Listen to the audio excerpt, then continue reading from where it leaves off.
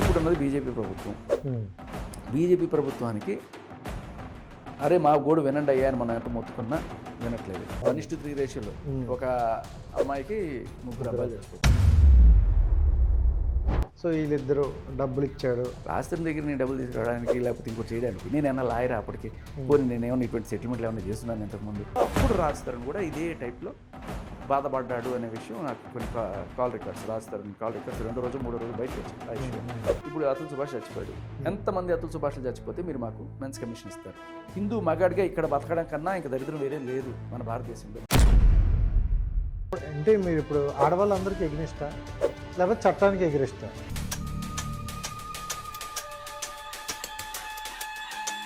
So అలాంటి శేఖర్ భాష లోన్గా ఫీల్ అయినా డౌన్గా ఫీల్ అయినా ఒక రోజు ఆ లైఫ్లో తీసేయాలంటే ఏం చేస్తుంది? మా brother I lost my brother very early age 30 years మీదనే తనకి పాజిటివ్.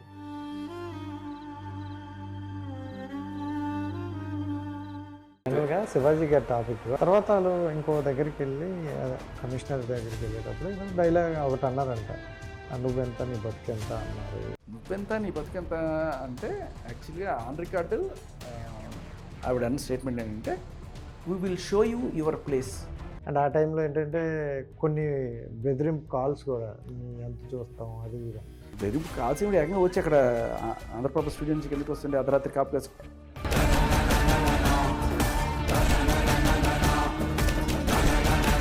కొట్టడం కూడా జరిగింది కదా. శేఖర్ భాష కూడా ఇలాంటి పనులు చేశాడు, కావాలంటే ప్రూఫ్ చూడండి అని వీడియోలు లైక్ ఫొటోస్ ఇవన్నీ పెట్టారు. కెమెరాలు ఆఫ్ చేద్దామా? శేఖర్ భాష గారు, thank you so much for coming. Sunday రోజు కూడా మాకు వాల్యుబుల్ టైం అయితే ఇచ్చినందుకు.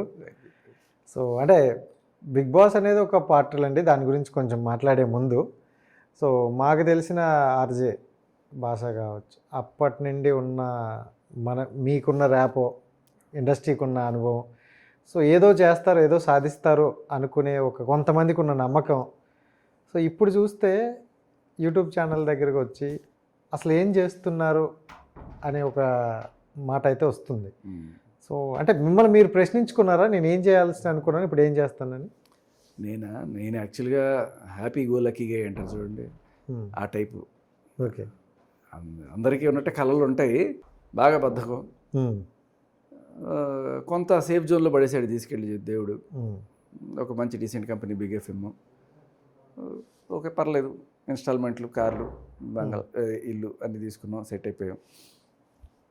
ఇంకా లోన్లు పెట్టేసిన తర్వాత ఉద్యోగాలు మానేసి బయట సాయం చేసే పరిస్థితి లేదు. ఖచ్చితంగా నెల తిరిగిన జీతం అవసరం, మనం పని చేయాలి. నాట్ జీతం బట్ నాకు అది రేడియో ఆర్జేయింగ్ కూడా బాగా ఇష్టం సరదాగా. అలా నాకు యాక్చువల్గా ఏం చేద్దాం, మీరు నన్ను ఏదో అనుకున్నారేమో, బట్ నేను యాక్చువల్గా నేను ఫస్ట్ నుంచి ఏం చేద్దాం అనుకున్నా అంటే మంచి సినిమా తీయాలనేది నా కోరిక. నేను అసలు డైరెక్టర్ హైదరాబాద్కి వచ్చిందే డైరెక్షన్ ఓకే, మంచి సినిమా తీయాలని కోరికతో వచ్చా. ఏదో రకంగా లోపలికి ఎంట్రీ కొట్టాలని చెప్పి వాళ్ళని కలుస్తూ, ఇంకా అది దొరకపోతే యాంకరింగ్కో లేకపోతే ఆఖరికి రిపోర్టింగ్కి, న్యూస్కి అన్నిటికీ ఇస్తాను నేను. అప్పట్లో ఇంజనీరింగ్ చదువుకుంటూనే సెమిస్టర్ హాలిడేస్కి రావడం, ఇక్కడ అన్ని ఒక 20-30 ఫోటోలు కొట్టించుకోవడం, వెనకాల ఫోన్ నెంబర్లు రాయడం, టికెట్ అందరికీ పనిచేసిపోవడం. ఎవరో ఒకరు పిలిచేవాళ్ళు, 2-3 రోల్స్ అలా వచ్చాయి. అసిస్టెంట్ డైరెక్టర్గా చేస్తానంటే మాత్రం ఎంకరేజ్ చేసేవాళ్ళు కాదు. బేసిక్లీ ఎందుకంటే అక్కడ ఉండాలి, చేయాలి కాబట్టి. ఒక 4-5 రోజులు చేసుకుని పోవాలంటే పర్లేదు. కృష్ణవంశీ గారిని కలిసినప్పుడు ఏం చదువుతున్నావు అన్నారు, ఇంజనీరింగ్ సార్ అన్న. సెకండ్ ఇయర్ అంటే నా దగ్గర 8 మంది అసిస్టెంట్ డైరెక్టర్లు ఉన్నారు, టైం వేస్ట్ చేసుకోకు, వెళ్ళి పని చూసుకున్నారు. అప్పట్లో బ్యాక్ దెన్ 20 years బ్యాక్. తర్వాత నుంచి ఎవరికైనా సరే ఏం చదువుతున్నావు అన్నప్పుడు బీటెక్ అయిపోయింది సార్ చెప్పడం మానేశారు. లేకపోతే వాళ్ళకి ఏంటంటే కొంత పాప మంచి రెస్పాన్సిబిలిటీ అనమాట, పిల్లలు ఎందుకు ఈ మోజులో పడి చెడిపోతారని. చాలామంది డైరెక్టర్లు దే డోంట్ ఎంకరేజ్. ఎవరైనా చదువుకునే వాళ్ళే పోయి మూసుకొని చదువుకో, ఎక్స్ట్రా చేయకు, అయిపోయాక కనిపించు అప్పుడు చూద్దాం అంటారు అనమాట. సరే, బట్ మనకి వర్కౌట్ అయింది. ఏవో చిన్న రోల్స్, ఏదో సీతమ్మాలక్ష్మి అని ఒక సీరియల్, అనూహ్య అని ఒక సీరియల్, దాంట్లో ఏదో 4 రోజులు గెస్ట్ క్యారెక్టర్. బేసిక్గా మనకు వచ్చేవి ఏంటంటే పెళ్ళికొడుకు క్యారెక్టర్లు, లవర్ క్యారెక్టర్లు, ఏదో ఉండే కనిపించి వెళ్ళిపోయినట్టు. ఎక్కువ పెళ్ళికొడుకు క్యారెక్టర్లు వచ్చాయి అప్పట్లో. దీని గురించి ఒకసారి మనం మాట్లాడే ముందు ఇప్పుడు ప్రస్తుతం శేఖర్ భాష చేస్తున్నది ఏంటంటే మగవాడికి ఎక్కడైనా అన్యాయం జరిగితే నేనుంటా అనే ఒక స్టేట్మెంట్ పాస్ చేశారు మీ నోటిండి. సో కొన్ని ఇష్యూలు మనకి ఎవ్రీ మంత్ ఏదో ఒక ఇష్యూ అవుతుంది. ఇంతకుముందు మీ నుండి వచ్చే ఒక ఏదైనా మాటలు ఒక తోటల్లా కనిపించేవి. సో ఆడియన్స్కి కూడా బాగా కనెక్ట్ అయ్యేవి. ఇప్పుడు ప్రతి లైవ్లో మీరే ఏదైనా డిబేట్ ఉన్నా లేకపోతే సమ్మెక్స్ ఉన్నా సో మీరు కనిపిస్తుండేసరికి శేఖర్ భాష ఓకే రెగ్యులర్ ఏం లే పాత చింతకాయ పచ్చడిలా చెప్తాడులే అంటే తోట వెళ్ళాలంటే అవతల పక్క ఎనిమి ఉండాలి కదా. ఇప్పుడు అంత ఎనిమి లేనప్పుడు ఊరికే తోటాలు పెంచుకోవడం దేనికి, సరదాగా మాట్లాడుకుంటే సరిపోద్ది. చాలాసార్లు నాట్ అన్ యాక్టివిస్ట్, అనలిస్ట్గా చాలాసార్లు అంటే మీరు నన్ను ఒక కోణంలో చూశారనుకోండి, ఒక ఆర్జే కోణంలో చూశారనుకోండి, నాకు రోజు సరదాగా జోవెల్గా జనాలతో మాట్లాడడం, కాల్స్ తీసుకోవడం, అది నా యాక్టివిటీ ఉంటుంది. అలాగే వాళ్ళ సెలబ్రిటీస్ గురించి మాట్లాడటము డే స్పెషాలిటీ ఉంటుంది. ఏదన్నా చిన్న చిన్న సంఘ సేవలు ఉంటాయి. ఎలా అంటే సివిక్ ఇష్యూస్ మాట్లాడతాము, జిహెచ్ఎంసీ వాళ్ళకి సంబంధించి రిలేటెడ్ ఇష్యూస్ ఏమైనా ఉంటే చెప్పండి, వాళ్ళ దృష్టికి తీసుకెళ్ళడం, అవి సాల్వ్ అయ్యే చూడడం. ఇలా కంప్లైంట్ బాక్స్ అని ఒకటి ఉండేది. ఆ కంప్లైంట్ బాక్స్కి కొన్నిసార్లు లవ్ కంప్లైంట్లు ఇలాంటివి కూడా వచ్చాయి. ఏదో మనకు తోచిన సాయం చేస్తూ ఉండేవాడు. అది అట్లా జాబ్లో నడిచిపోతూ ఉండింది. తర్వాత నేను యాక్టివిస్ట్గా అసలు మారాలి అనే కోరిక ఎప్పుడు పుట్టింది అంటే, నాకు ఒక సైకో తగిలి ఆవిడ నాకు పెళ్ళయిందని తెలిసి, పిల్లలు ఉన్నారని తెలిసి, నువ్వు నన్ను ప్రేమిస్తావా చస్తావా అని చెప్పి నా రకాలుగా టార్చర్ చేస్తే ఆఖరికి నేను పోలీస్ స్టేషన్కి వెళ్ళి, ఫస్ట్ టైం జీవితంలో పోలీస్ స్టేషన్కి వెళ్ళి, అయ్యా నాకు హెల్ప్ చేయండి అంటే, ఇక్కడ ఆడవాళ్ళ మీద కేసు పెట్టబడదు అని చెప్పి, నువ్వు ఆ అమ్మాయి మీద కేసు పెట్టావంటే నువ్వు మొగడికి పోయా అన్నాడు ఒక కానిస్టేబుల్ వచ్చి. అదేంటి సార్, ఇది చంపేస్తానంటుంది, చేతబడులు చేస్తానంటుంది. మా ఆవిడ ప్రెగ్నెంట్ అప్పటికి. నువ్వు మీ ఆవిడకి అది చేయించు, లేకపోతే నేను చచ్చిపోయి నీ పేరు రాసి ఇది చేస్తాను. ఇంకా నానా రకాల టార్చర్, రోజుకి ఒక్కొక్క టార్చర్ అనమాట. సో అప్పుడు నాకు అర్థమైంది పోలీస్ సిచ్యువేషన్ ఎలా వర్కౌట్ అవుతుంది. బై డిఫాల్ట్ వాళ్ళు చూసేదంటే మగాడు ఒక నేరస్తుడిలాగా, ఆడవాళ్ళు విక్టిమ్స్ లాగా, అది వాళ్ళ కోణం. అంటే ఆడ మగకి సంబంధించిన రిలేషన్ సంబంధించి, అమ్మాయి నన్ను వచ్చి కొట్టిందనో లేకపోతే నన్ను బ్లాక్మెయిల్ చేస్తుందనో ఏం చెప్తున్నా పక్క పోయి ఆడుకుంటారు. నువ్వు చచ్చిపోయిన తర్వాత అప్పుడు వస్తారు, అయ్యో అవునా ఏం జరిగిపోయిందా అని. అప్పటిదాకా పక్కడాడు ఒక అతుల్ సుభాష్ కావచ్చు, లేకపోతే మన ఫోక్ సింగర్ రాజు కావచ్చు, రీసెంట్గా ఇంకొక ఆయన ఎవరు ఆత్మహత్య చేసుకున్నారు. జరుగుతూనే ఉంటాయి 1:3 రేషియోలో. ఒక అమ్మాయికి 3 అబ్బాయిలు చచ్చిపోతున్నారు. సో ఇదే అయ్యింది. సాక్ష్యాలు గీక్ష్యాలు మొత్తం పట్టుకెళ్ళా, కాల్ రికార్డింగ్స్, వాట్సాప్ చాట్లు అన్నీ పట్టుకెళ్ళి ఏం చేసినా కూడా అత్తలేదు. ఇంకా సరే నాకు తెలిసిన ఇన్ఫ్లుయెన్స్తో పెద్దవాళ్ళతో వాళ్ళతో వీళ్ళతో ఏ మాట్లాడినా ఆ లీగల్ ఒపీనియన్ పంపిస్తాం మహా అయితే, వాడు చెప్తే తర్వాత తీసుకుంటాం. ఇంత దారుణంగా ఇంత దరిద్రంగా ఉందా మగాడి పరిస్థితి అని నాకు దట్ ఈస్ అంటే నాకు ఆడ మగ ఏం తేడా లేదు. కానీ ఒక క్లియర్గా మగాడికి ఇంత అన్యాయం జరుగుతుందా? ఒక ఆడపిల్ల వెళ్ళి ఏ సాక్ష్యాల ఆధారాలు లేకుండా, ఇదిగో మేము ఇద్దరం కొన్నాళ్ళు ఫోన్లు మాట్లాడుకున్నాం, ఇదిగో కాల్ డీటెయిల్స్, రికార్డింగ్లు కూడా అక్కర్లే, గంట సేపు మాట్లాడాం, ఇదిగో చూడండి వీడు నేను ప్రేమించుకుంటున్నాం, వీడు నన్ను మోసం చేశాడు, లేకపోతే వీడు నన్ను అత్యాచారం చేశాడు, ఏదో ఒకటి పెట్టేసింది అనుకుని అయిపోయి నీ పని, ఏ సాక్ష్యాలు అక్కర్లే. అది వాడు నాకు ఒక 3 రోజుల పాటు పోలీస్ స్టేషన్ చుట్టూ తిరిగిన తర్వాత ఒక కానిస్టేబుల్ సంజాయించిన తత్వం అది ఏంటంటే, అమ్మాయి నీ మీద కేసు పెట్టాలనుకుంటే ఇలా అవుతుంది, నువ్వు ఆడదాని మీద కేసు పెట్టావంటే నువ్వు మొగాడి పోయా అన్నాడు. కానిస్టేబుల్కి ఏం తెలుసులే అనుకున్నా. దట్స్ హౌ మన సిస్టమ్ వర్క్స్ అనేది నాకు అర్థమైంది. సరే తర్వాత మొత్తానికి అంటే పోలీసులు డినే చేయలేనటువంటి సాక్ష్యాలు తీసుకొచ్చి ఆమె నన్ను ఎలా చంపడానికి ప్లాన్ చేస్తుంది, ఎలా ఎక్కడెక్కడ రౌడీలను పెట్టి మొత్తం కుట్ర మొత్తం కూడా బయట పెట్టినప్పుడు కేసు అయింది. ఇంకా తర్వాత వాళ్ళు ఎక్కడ పట్టించుకుంటున్నారు ఏంటో, మారిపోతుంటారు కదా ఎస్ఐలు సిఐలు మారిపోతుంటారు, వెంబడి పడాలి మనం బేసికల్లీ.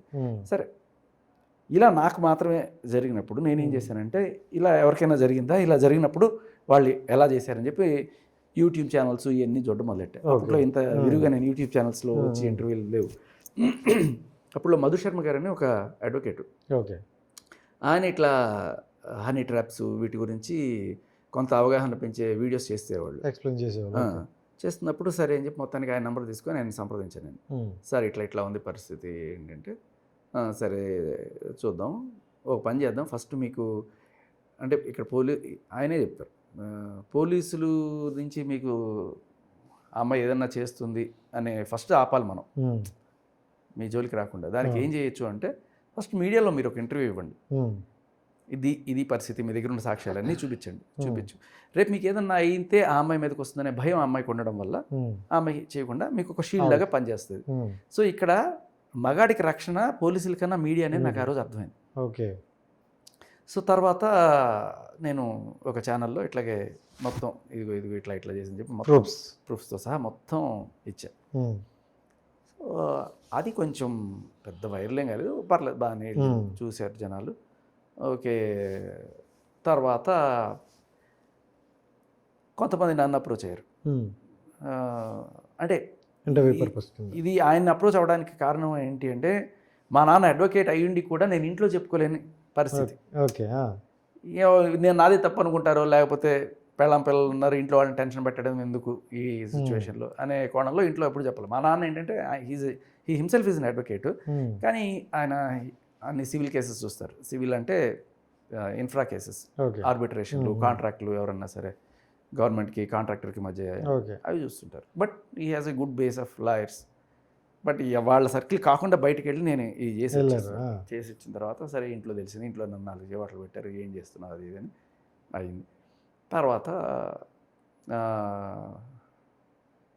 ఇలా ఎవరన్నా సరే నాకు తెలిసిన వాళ్ళు ఎవరన్నా ఇబ్బందులు పడుతున్నారు, లేకపోతే నన్ను ఏదో రకంగా అప్రోచ్ అయిన వాళ్ళకి సాయం చేస్తూ వాళ్ళకి లీగల్గా ఎటువంటివి చేయొచ్చు అని చెప్పి చెప్తున్నారు. చాలామందికి మరీ ఇంకా టఫ్ సిచ్యువేషన్స్ ఉన్నప్పుడు మీడియాకి వచ్చి నువ్వు చెప్తే నీకు కాస్త ఒక షీల్డ్లా పనిచేస్తే రేపు ఏదైనా జరిగితే ఆ ఇంటర్వ్యూలో సాక్ష్యాలన్నీ కూడా చూపించినప్పుడు పోలీసులు ఎందుకు చర్య తీసుకోలేదు అని మళ్ళీ అంటే స్టేషన్కి వెళ్తే కేసు తీసుకోవట్లా, మీడియాకి వెళ్ళి చూపించి ఇది నేను చేశాను, పలానా స్టేషన్కి వెళ్ళాను, ఆ ఎస్ఐని అప్రోచ్ అయ్యాను, ఆ సీఏని అప్రోచ్ అయ్యాను, ఆయన ఏమి చేసుకోలేదు అన్నప్పుడు వాళ్ళ మీద ప్రెషర్ పెరుగుతుంది. అవును, అప్పుడు ఖచ్చితంగా కేసు కట్టాల్సిన సిచ్యువేషన్ వస్తుంది.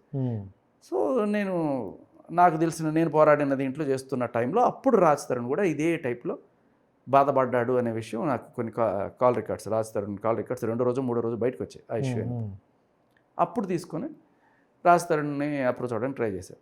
బాబు నువ్వు ఇదే పరిస్థితిలోనూ నేను యాజ్ ఇట్ ఈజ్ ఇదే మాటలు, ఆ బూతులు లేకపోతే ఇవన్నీ కూడా యాజ్ ఇట్ ఈజ్ ఇదే నేచర్ అక్కడ కనబడుతుంది నాకు, we can do something about it అని మెసేజ్ పెట్టా.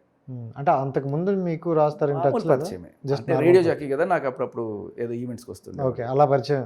వినాయక చవితి పూజలకి అట్లా గెస్ట్గా హీరోని ఇన్వైట్ చేస్తాను కదా, అలా వచ్చి కాసేపు డ్యాన్స్లు వేసుకుని వాళ్ళ సినిమాలు ఏమైనా ఉంటే ప్రమోట్ చేసుకుని వెళ్ళిపోయేవాడు. నేను పెట్టినప్పుడు కూడా పెద్ద రెస్పాండ్ అవ్వాలా రాస్తాడు. సరే నేనే అవుట్ ఆఫ్ క్యూరియాసిటీ నాకు ఒక నెట్వర్క్ ఏర్పడింది దీంట్లో. కొంతమంది అంటే ఎఫ్ఐఆర్లు తీపించడము, లేకపోతే కంప్లైంట్స్ చూడడం, ఇవన్నీ కూడా మెల్లగా నేర్చుకుంటుండే. సరే out of interest Raj Tarun case గురించి నేను స్టడీ చేయడం మొదలెట్టినప్పుడు ఏదో ఒక టీవీ ఛానల్లో ఏదో చూడండి అని చెప్పి ఏదో ఇట్లా ఫోన్లో ఏదో దూరం నుంచి ఒకటి చూపించాడు. ఏదో గుంటూరులో ఈ అమ్మాయి వేరే వాడి మీద కేసు పెట్టింది, మస్తాన్ సాయి అనే వాడి మీద కేసు పెట్టింది, అది ఇది అని చెప్తే సరే ఆవిడ పేరు కూడా నాకు సరిగ్గా తెలియదు, మానేపల్లియో మన్నేపల్లియో ఏదో అని చెప్పి రకరకాల డిఫరెంట్ స్పెల్లింగ్లు కొట్టాము. ఆ తర్వాత వెతికితే ఇంకా అలా గుంటూరు సర్కిల్లో తెలిసిన వాళ్ళని అందరూ అప్రోచ్ అయ్యి ఏ స్టేషన్లో అయినా ఉందో చూడండి ఎఫ్ఐఆర్ అంటే ఒక స్టేషన్లో దొరికింది. ఆ ఎఫ్ఐఆర్ తీసుకొచ్చిన తర్వాత షాక్ నేను. అది తీసుకొచ్చి బయట పెట్టిన తర్వాత మొత్తం వైరల్ అయిపోయింది, తీగలాగారు. సో కళ్ళ ముందే కనబడుతుంది కానీ పట్టించుకోవట్లేదు ఎవరు. ఆవిడ ఇట్లాగే రిపీట్ అఫెండర్, ఇంతకుముందు ఇంకో అతని మీద అత్యాచారం కేసు పెట్టింది అని చెప్పి చెప్పుకుంటూ ఇంకా అక్కడ కొంచెం ప్రాచుర్యం పెరిగింది మనకి. దాని తర్వాత ఇంకా అది బిగ్ బాస్కి వెళ్ళి దాని తర్వాత అంటే ఎక్కువగా కొంతమంది ఆడియన్స్ నుండి జనాల నుండి వచ్చిన వర్డ్స్ ఏంటంటే శేఖర్ భాష అనే వ్యక్తి రాజ్ తరుణ్ కొంచెం అప్పటికే మనోడు కొంచెం స్టార్ రేంజ్లో ఉన్నాడు కాబట్టి సో వీళ్ళిద్దరూ డబ్బులు ఇచ్చాడు శేఖర్ భాషకి, సో డబ్బులు తీసుకొని తన మీద డిఫెన్స్ చేశాడు అని టాక్ అయితే వచ్చింది. టాకే ఉంది, ఎవడన్నా ఇప్పుడు నువ్వు ₹1,00,000 తీసేసుకుని ఏదో చేస్తున్నావు అని చెప్పి నేను చెప్పచ్చు. అంటే కొంచెం ఎక్కువగా వచ్చింది కదా మీ వరకు కూడా. రావడం తక్కువ రావడం ఏముంది దీంట్లో. ఇప్పుడు ఏదన్నా సరే కొంత ఒక ఆధారం అయినా మనం చూపించగలిగితే ఏదైనా మాట్లాడితే అర్థం ఉంటుంది. ఇంకోటి ఏంటంటే రాజధాని దగ్గర నేను డబ్బులు తీసుకురావడానికి లేకపోతే ఇంకోటి చేయడానికి నేను ఏమన్నా లాయరా అప్పటికి? పోనీ నేనేమన్నా ఇటువంటి సెటిల్మెంట్లు ఏమన్నా చేస్తున్నాను ఇంతకుముందు? ఏం లేదు కదా. నా గోలేదో నేను పడుతూ ఏదో నాకు తెలిసిన తోటి వాళ్ళకి సాయం చేస్తున్నా. ఆ పేరు కూడా నాకు పేరు వచ్చిందే రాజ్ తరుణ్ దీంతో కదా. బట్ అంతకుముందు నేను ఎవరు? రాజ్ తరుణ్ నన్ను ఎందుకు అప్రోచ్ అవుతాడు? చిన్న లాజిక్. ఇప్పుడు రాజ్ తరుణ్ అప్రోచ్ అవ్వాలనుకుంటే మహామౌలు హేమహేములు చాలామంది ఉన్నారు. ఆయన ఎవరిని అప్రోచ్ అయ్యారు? ఎవరో పెద్ద పెద్ద లాయర్ ఎవరు, I don't know name, personal issue కాబట్టి బాగా పేరు మోసిన లాయరు. రోజుకి ₹1,00,000 2,00,000 తీసుకుంటాడు ఆయన. అలా అటువంటి లాయర్లు బెయిల్ కోసం ఆయన అప్రోచ్ అయ్యి వాళ్ళతో తిరుగుతూ ఇది చేస్తున్న టైం అది. నేనెవరు కాంకేస్గా టుమ్రి చెప్పాలంటే అప్పటికి. నన్ను ఎందుకు అప్రోచ్ అవుతాడు అంత పెద్ద హీరో? అదే ఆ స్టార్టింగ్ టైంలో మీడియా అంతా అతని మీద ఫోకస్ ఉంది, తన ప్రెజర్ చాలా ఉండేది అనమాట. ఆ టైంలో ఏదో ప్రెజర్ రిలీఫ్ లాగా శేఖర్ బాస్ అనే వ్యక్తి 2 ఫామ్స్ పట్టుకొని వచ్చారనమాట. సో అంటే మీరు అనుకున్నారా దీంతో తనకున్న ప్రాబ్లం కొంచెం వరకైనా క్లియర్ అవుతుంది, మెంటల్ టెన్షన్ తప్పుతుంది అని అనుకున్నారా? నాకు పద్ధతి తెలుసు కాబట్టి నేను అందుకు చెప్దామని చూశాను. బట్ అతను కంప్లీట్ అజ్ఞాతంలోకి వెళ్ళిపోయాడు, ఇగో మన మీడియా ప్రెషర్ తట్టుకోలేక. సో ఇది వచ్చి కొన్నాళ్ళు అయిన తర్వాత ఓకే నన్ను అప్రోచ్ అవ్వచ్చు అని చెప్పి అనిపించింది తనకి. సో అది కూడా తను వేరే ఫ్రెండ్ ద్వారా తను నన్ను అప్రోచ్ అయ్యి అన్నప్పుడు నేను మీ దగ్గర ఇంకేమైనా ఆధారాలు ఉన్నాయా అని చెప్పి కనుక్కోవడానికి ట్రై చేయడం, కొన్ని కాల్ రికార్డింగ్స్ ఇటువంటివి ఏమైనా ఉన్నాయో చూడు అని చెప్పి ఆ రకంగా మనం తీసుకుని వెళ్ళాం. అన్నిటికంటే మించి బెయిల్ రావడం అనేది తనకి చాలా కీలకమైన సిచ్యువేషన్. ఆ టైంలో మనం తీసుకొచ్చిన ఎఫ్ఐఆర్ కావచ్చు ఇవన్నీ కూడా చూసి అది అక్కడ కోర్టు జడ్జి కన్విన్స్ అయిపోయి బెయిల్ ఇవ్వడం జరిగింది. దట్ ఈస్ చాలా కీలకమైనది ఏంటంటే ఆ ఎఫ్ఐఆర్, మస్తాన్ సాయి మీద ఇప్పుడు పెట్టిన ఎఫ్ఐఆర్. అండ్ ఇంకోటి ఏంటంటే శేఖర్ గారు, అంటే ఇక్కడ మీకు క్లియర్ చేసేస్తా. ఇప్పుడు నేను ఇది నా జీవిత ఆశయంగా రాలా. ఓకే, నేను ఇరుక్కున్న పరిస్థితులు నాలాగా ఇంకొకటి నాశనం కాకూడదు అనే దీంతో నాకు తోచిన సాయం చేస్తున్నాను. నేను వచ్చినప్పుడు మీకు చాలా క్లియర్గా చెప్పుంటాను. మీరు ఏదైనా ఇంటర్వ్యూస్ చూసుకుంటే మగాళ్ళకి ఎక్కడైనా అన్యాయం జరిగితే నేను వస్తానని చెప్పలా. నేను చెప్పింది ఏంటంటే మగాళ్ళకి పోలీస్ సిస్టమ్ కావచ్చు, చట్టం ఇస్తున్న ఈ విలువ ఏదైతే ఉందో ఇది మారాలి. మనం ఏదో సెకండరీ సిటిజన్స్ లాగా బతుకుతున్నాం. మనకి ఒకప్పుడు అంటరాని వాళ్ళంటే ఎటా చేస్తారు, అయ్యా బాపనే వస్తున్నాడు దండం పెట్టు అనే టైప్లో, వాళ్ళేమో భూసురులు మిగతా వాళ్ళేమో ఊరవతలు ఉండాలి అన్న టైప్లో, ఆ టైప్లో ఉంది సిచ్యువేషన్. ఆడవాళ్ళు అంటే రండమ్మా కూర్చోండమ్మా, వాళ్ళు నిజం చెప్పినా అబద్ధం చెప్పినా కూడా వాళ్ళని నమ్మే సిచ్యువేషన్. అక్కడ అయ్యా నేను ఇగో సాక్షిగా పొడి చేస్తుంది అయ్యా అన్నా కూడా అక్కడ పట్టించుకునే నదుడు లేనట్టు దిక్కులేని సిచ్యువేషన్. ఇది మారాలి. దీనికోసం పోలీస్ వ్యవస్థలో కావచ్చు, లేకపోతే కొన్ని చట్టాలు 493 కావచ్చు, లేకపోతే ఇప్పుడు ఫాల్స్ రేప్ కేసెస్ కూడా ఎక్కువైపోతున్నాయి. ఫుల్ ప్రూఫ్గా చట్టాలను ఎలా చేసుకోవాలి. ఇప్పుడు ఈ 1 yearలో చేంజెస్ ఏమైనా వచ్చాయా? నాకు ఒక చిన్న చేంజ్ ఏంటి, మెన్స్ కమిషన్ అనేది ఒకటి వస్తే మగాడు గోడు వినడానికి ఒక ప్లేస్, అట్లీస్ట్ గోడు వినండి అయ్యా, తర్వాత సంగతి తర్వాత తెలుస్తుంది. ఇప్పుడు కనీసం గోడు వినే పరిస్థితి కూడా లేదు. పోలీస్ స్టేషన్కి వెళ్తే కూర్చో అక్కడ దూరం కూర్చో, ఓ మూలన అక్కడెక్కడ కూర్చొని ఉండాలి, 1 గంట 2 గంటలు 3 గంటలు వాళ్ళ కేసులు వీళ్ళ కేసులు చూస్తుంటాడు. మన ముందే ఎవరో ఒక అమ్మాయి వచ్చిందనుకో, రండమ్మా, ప్రిఫరెన్స్, లేడీస్, రెస్పెక్ట్, ఇవన్నీ చెప్పి మనకి చిన్నప్పుడే నేర్పిస్తారు. రెస్పెక్ట్ లేడీస్, రెస్పెక్ట్ మగారని ఎక్కడా నేర్పించరు. అందుకే మనల్ని అంత కీతగా అంత తక్కువగా చూస్తుంటారు. ఇది మారాలి. దీనికి మొదటి స్టెప్పు మెన్స్ కమిషన్ రావాలి. దీనికోసం నేను గట్టిగా ఒకసారి అంటే కొంత ఎక్స్పెక్టేషన్ పెట్టేసుకున్నారు జనాలు నా మీద, వీడు ఏదో ఒకటి చేస్తాడు మన కోసం అని. నాకు ఏమనిపించింది అంటే సరే 18 ఏళ్ళు అప్పటికి రేడియో కెరీర్ బాగానే చేసుకున్నాం, బతుకుతున్నాం బాగానే. బట్ మనకి ఏదైనా ఒక మంచి చేసే అవకాశం వచ్చినప్పుడు let's stand for it. Not that నా జీవితం అంతా దీనికే అంకితం చేసేస్తానని నేను ఎప్పుడు అనుకోలే. నేనేమనుకున్నానంటే ఏదో ఒక చట్టం అయినా సరే మార్చగలిగే ఒక దారి చూపించి, ఓకే మిగతాది మీరు చేసుకోగలరు, this is the way to fight అని చూపించేసి ఇంకా నేను నా సినిమా తీసుకుందాం అనేది ఏదైతే కళ ఉందో దాని మీదకి వెళ్ళిపోదాం అనే కోణంలో ఒకటి గట్టిగా చప్పుడు చేయాలి. హైదరాబాద్లో చేసాం ఒక చిన్న చప్పుడు, ఎక్కడ ధర్నా చౌక్లో వచ్చారు, బాగానే మీడియా అందరూ వచ్చారు. కాసేపు ఒక 3-4 గంటలు కూర్చొని హీ టీమ్స్ కావాలి, మెన్స్ కమిషన్ కావాలని చెప్పాను. ఎవడు పట్టించుకుంటాడు, పట్టించుకోలేదు. పట్టించుకోరు. సరే అట్లీస్ట్ మన మీడియా సోదరులైనా పట్టించుకున్నారు. కానీ చేయాల్సింది ఎక్కడ, ఢిల్లీలో చేయాలి. ఇక్కడ చేస్తే అంటే చట్టం అక్కడి నుంచి రావాలి, మెన్స్ కమిషన్ అనేది. సో ఢిల్లీ చాలా ఉన్నది నా మనసులో ఉండే, ఢిల్లీ పోవాలని. మొత్తానికి వన్ ఫైన్ డే మొత్తం నాలాగా ఆలోచించే వాళ్ళందరినీ కూడా పోగు చేసుకొని, just not in Hyderabad are AP, Telangana, మొత్తం అక్రాస్ ఇండియా ఒక 2000 మంది తయారయ్యాం. అందరం వెళ్ళి జంతర్ మంతర్ అని ఢిల్లీలో అక్కడ కూర్చొని పెద్ద ధర్నా చేసాం, మెన్స్ కమిషన్ రావాలి అని చెప్పి. సో సార్ రాడికల్ స్పీచెస్ అన్నీ ఇచ్చినాం. ఎంతమంది చచ్చిపోయిన వాళ్ళ ప్లకార్డ్స్, అతుల్ సుభాష్ లాంటి వాళ్ళు, అక్కడ Raj Tarun placard, Jani master placard, ఇలాంటి ఒక చనిపోయిన సైంటిస్ట్ ప్లకార్డు, ఇలా వీళ్ళందరూ కూడా అంటే ఏంటి, కలిసి ఉండి కొన్నాళ్ళు ఒక 5 ఏళ్ళు కలిసి ఉండి టక్మన్ ఒక రోజు వచ్చి వీడు నన్ను అత్యాచారం చేసేది కేసు పెట్టేస్తారు. అంత ఈజీ అయిపోయింది. కళ్ళ ముందు కనబడుతుంటే కానీ పోలీసులు పెడతారు, తీసుకెళ్ళి జైల్లో పెడతారు, తర్వాత జడ్జి ఏం లేదని రిలీజ్ చేస్తూ ఉంటారు. అంటే మనం మెంటల్ టెన్షన్స్ మాత్రం ప్రాసెస్ ఏదైతే ఉంటుందో, ఎఫ్ఐఆర్ నుంచి అరెస్టు ఇదంతా కూడా కోర్టు నిర్దోషం తేల్చేదాకా ఈ ప్రాసెసే పనిష్మెంట్, నీకు వేరే పనిష్మెంట్ అక్కడ. ఇది మారాలి అని అక్కడ గట్టిగా సపోర్ట్ చేసాం ఢిల్లీలో. అప్పుడు ఏమనుకున్నామంటే వీళ్ళకి ఓట్లే ముఖ్యం ఏ పార్టీకైనా. ఇప్పుడు మన వల్ల వాళ్ళకి ఓట్లు పడతాయని వాళ్ళు అనుకుంటే, లేకపోతే ఓట్లు తగ్గుతాయని వాళ్ళు అనుకుంటే చేస్తారు. అలా కాకుండా ఇదే పెద్ద అయ్యే పరిస్థితిలా లేదు. ఇంకేం చేయొచ్చు, ఇప్పుడున్నది బీజేపీ ప్రభుత్వం. బీజేపీ ప్రభుత్వానికి అరే మా గోడు వినండి అయ్యా అని మనం ఎంత మొత్తుకున్నా వినట్లేదు. నమస్కారానికి లొంగని దేవుడు మొట్టికాయకి లొంగుతాడు. మరి వాళ్ళకి మొట్టికాయ వేసేంత ఇది మనకుందా? ఏం చేయగలం మనం? బీజేపీ హిందుత్వానికి ఆ విలువలకి గట్టిగా ఎదిస్తుంది కాబట్టి మనం ఏం చేద్దామంటే ఒక 6 నెలలు లేకపోతే ఒక 3 నెలల నుంచి 6 నెలల టైం ఇద్దాం. మనం డిమాండ్ చేసాం కదా. ఇప్పుడు అతుల్ సుభాష్ చచ్చిపోయాడు. ఎంతమంది అతుల్ సుభాష్లు చచ్చిపోతే మీరు మాకు మెన్స్ కమిషన్ ఇస్తారు అడిగే అంటే ఎవరు కొంతమంది ఇస్తారు. స్టేజ్ మీద గట్టిగా నేను మాట్లాడిన స్పీచ్ చెప్తున్నాను ఢిల్లీలో. సరే 1,00,000 మంది అతుల్ సుభాష్లు చచ్చిపోతే ఇస్తారా అంటే ఏమో ఇవ్వరండి. ఎంతమంది చచ్చిపోయినా అవసరం లేదు. కాకపోతే హిందుత్వానికి ఏదో అవుతుంది అని భయం వేస్తే ఇస్తారు. అది అప్పుడు ఏం చేయాలి మనం? మన 1,00,000 మంది చచ్చిపోకర్లా, ఈ 1,00,000 మంది హిందూ మతాన్ని నేను వదిలేస్తా, హిందూ మగాడిగా ఇక్కడ బతకడం కన్నా ఇంకా దరిద్రం వేరే లేదు మన భారతదేశంలో.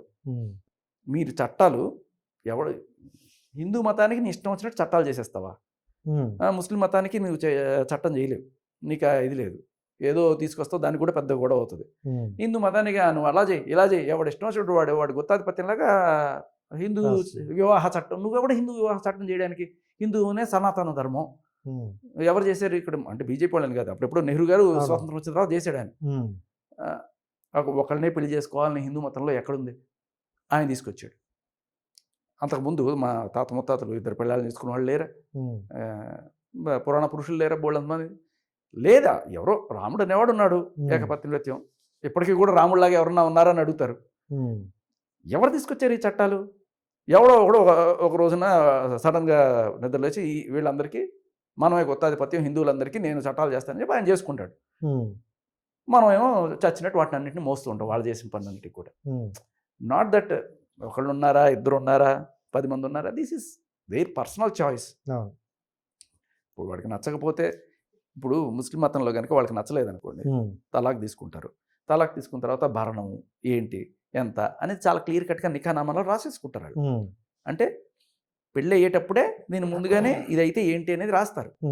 హిందూ మతంలో మీరు పెళ్లి చేసుకున్న తర్వాత పెళ్ళాం వెళ్ళి మీ మీద డీవీసీ అంటే డొమెస్టిక్ వైలెన్స్ 498 ఇవి పెట్టిన తర్వాత కోర్టుల చుట్టూ తిరుగుతుంటారు, చెప్పులు ఎరిగిపోతాయి, మీకు అతుల్ సుభాష్లాగా చచ్చిపోతారు కొంతమంది.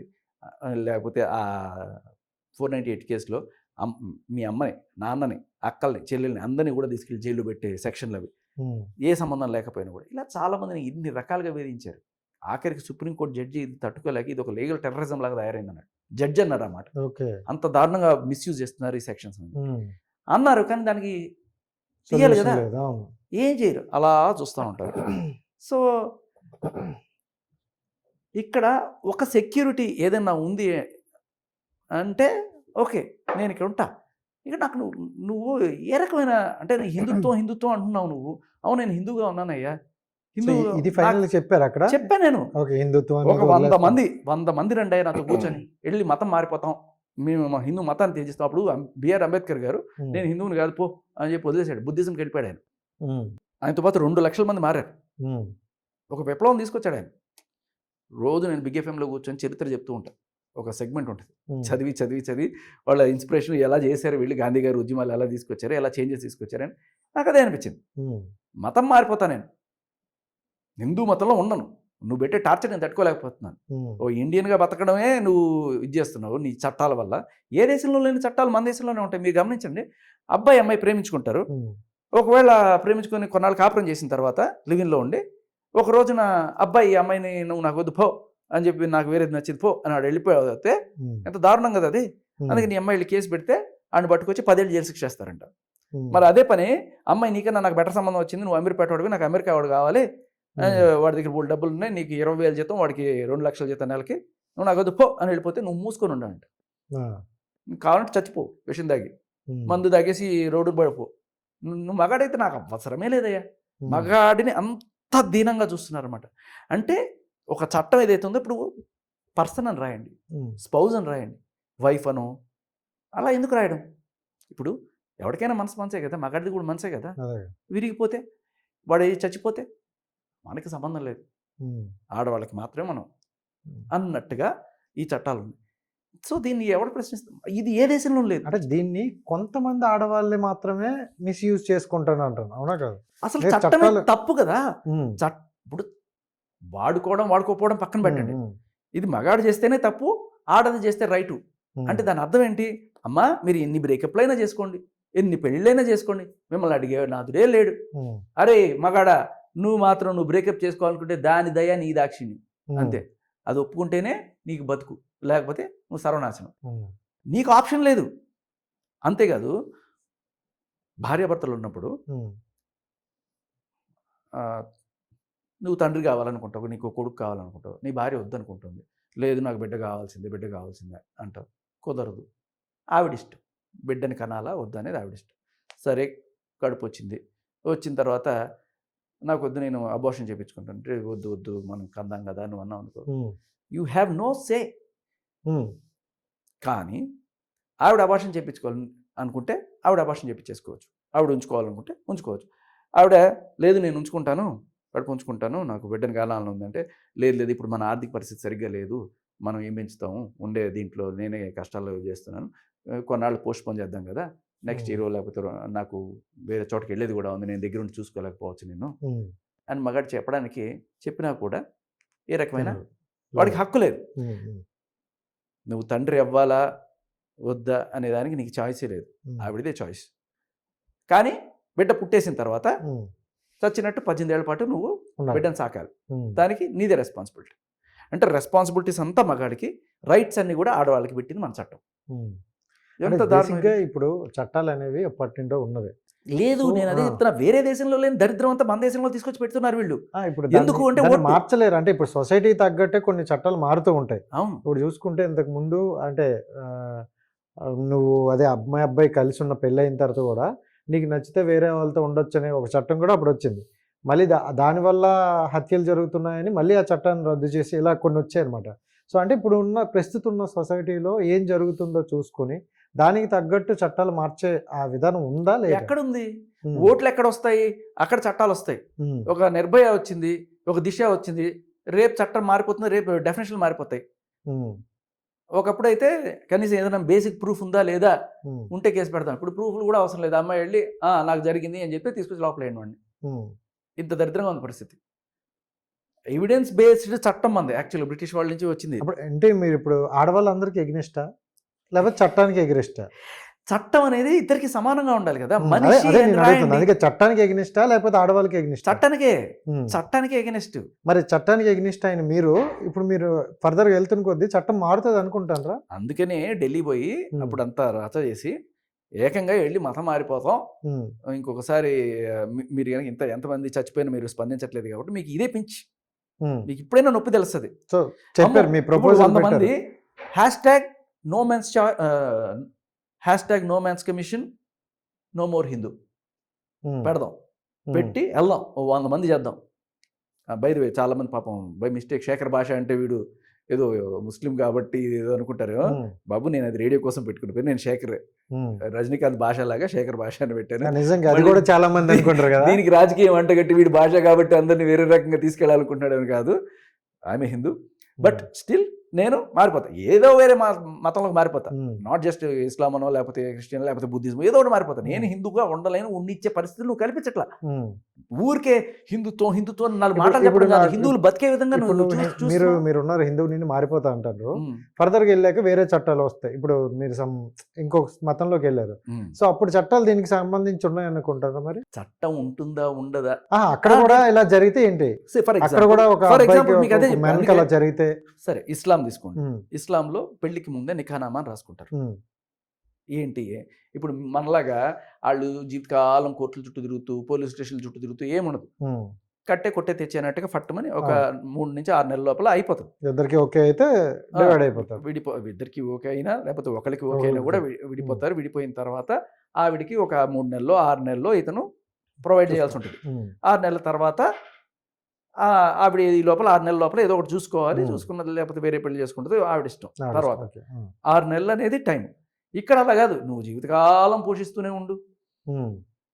బిడ్డలంటే వేరు, ఈవిని కూడా ఇప్పుడు పిల్లలు కనని వాళ్ళు కూడా. ఇది ఒక మొన్న 51 మంది మీద 498 కేసులు పెట్టుకుంటూ పోయి డబ్బులు గుంజుకుంటూ సెటిల్మెంట్లు చేసుకుంటున్నారు. 51 మంది మీద అపూర్వ సహస్ర శరచ చింతామణి అంటారు చూడండి, ఆ టైప్. ఇదే పనిలో ఉంటారు వీళ్ళు కొంతమంది. అంటే అదే మనం మా నాన్న మా అమ్మ మాకు చదువు చెప్పించలేదు, అట్లీస్ట్ మన చట్టం మనకు ఒక దారి చూపించింది ఈ 498 రూపంలో. మనం వెళ్ళి కేసులు పెట్టుకుందాం, డిమాండ్ చేద్దాం, డబ్బులు సెటిల్ చేసుకుందాం. ఒక 3 నెలలకు 6 నెలలకు ఒకటి దొరుకుతాడు, దాంట్లో ఒక 20 లక్షలు 30 లక్షలు వేసేసినా కూడా మనకు నడిచిపోతూ ఉంటుంది. ఇది ఒక ఉపాధి హామీ పథకం. గవర్నమెంట్ వీళ్ళకి డైరెక్ట్గా ఏమి చూపించలేక ఇలా ఏమన్నా చేసింది అనేది ఒకటి అనమాట.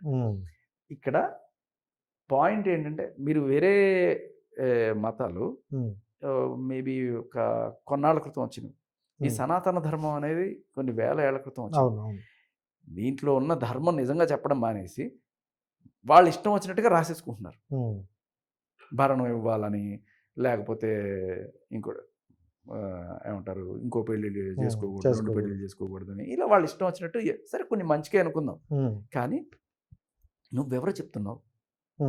సరే, మొత్తానికి మా పరిస్థితి ఇలా దరిద్రంగా ఉంది, కోర్టుల చుట్టూ తిరుక్కుంటూ ఏళ్ళకి వెళ్తారు, కూడా ఆత్మహత్యలు చేసుకుందాకా వెళ్తున్నారు.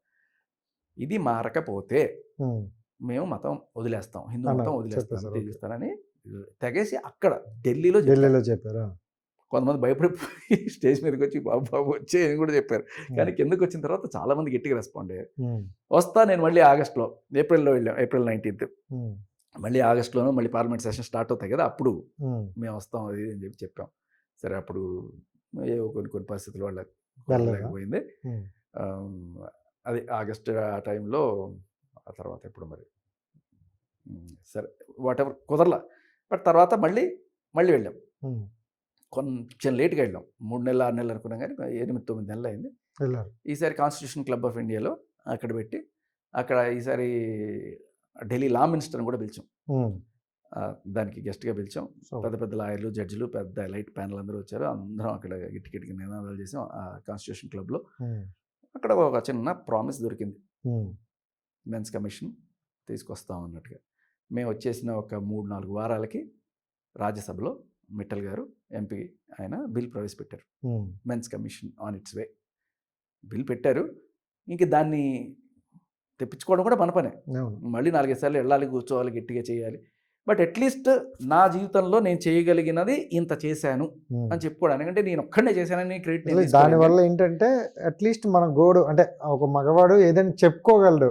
ఫస్ట్ తప్ప రైటా పక్కన పెడితే వినేవాళ్ళు ఉంటారు అంతే. ఇప్పుడు రాజు అనే ఒక ఫోక్ సింగర్ ఉన్నాడు, ఆయన పాపం. వాళ్ళ ఆవిడే ఆయనకి ఏదో కూడా, ప్రతి మగుడు పెళ్ళ మధ్య గొడవ ఉంటుంది. కొంతమంది 4 గోడల మధ్య వచ్చుకుంటారు, కొంతమంది రెచ్చిపోయి పోలీస్ స్టేషన్కి వెళ్ళి హడావిడి చేస్తారు. ఆవిడ పోలీస్ స్టేషన్కి వెళ్ళింది, ఈయన మీద కేసు పెట్టింది. ఆయన పట్టుకొచ్చారు, నీకు అదైపోతే ఇదైపోతే అని బెదిరించారు. కేసు పెడితే ఏమవుతుంది తెలుసా, నేను లోపలేస్తాం, నీ కెరీర్ నాశనం అయిపోతుంది, అది అయిపోతుంది.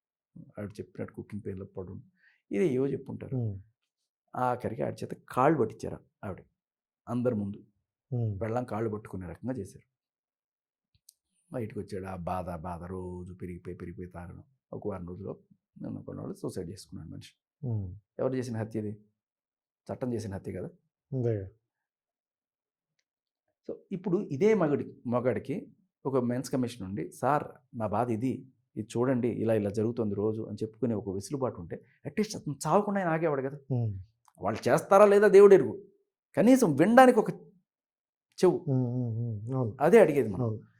సో ఇది స్టార్ట్ అయితే అయ్యింది. రీసెంట్గా అంటే ఓకే, ఈ టాపిక్ ఉంది, దీంతో పాటు నేను ఇక్కడ మళ్ళీ మనం ఎక్కడికి వెళ్ళిపోతాం. ఇది మీరు అడిగిన క్వశ్చన్కి ముగింపు పెట్టేస్తా.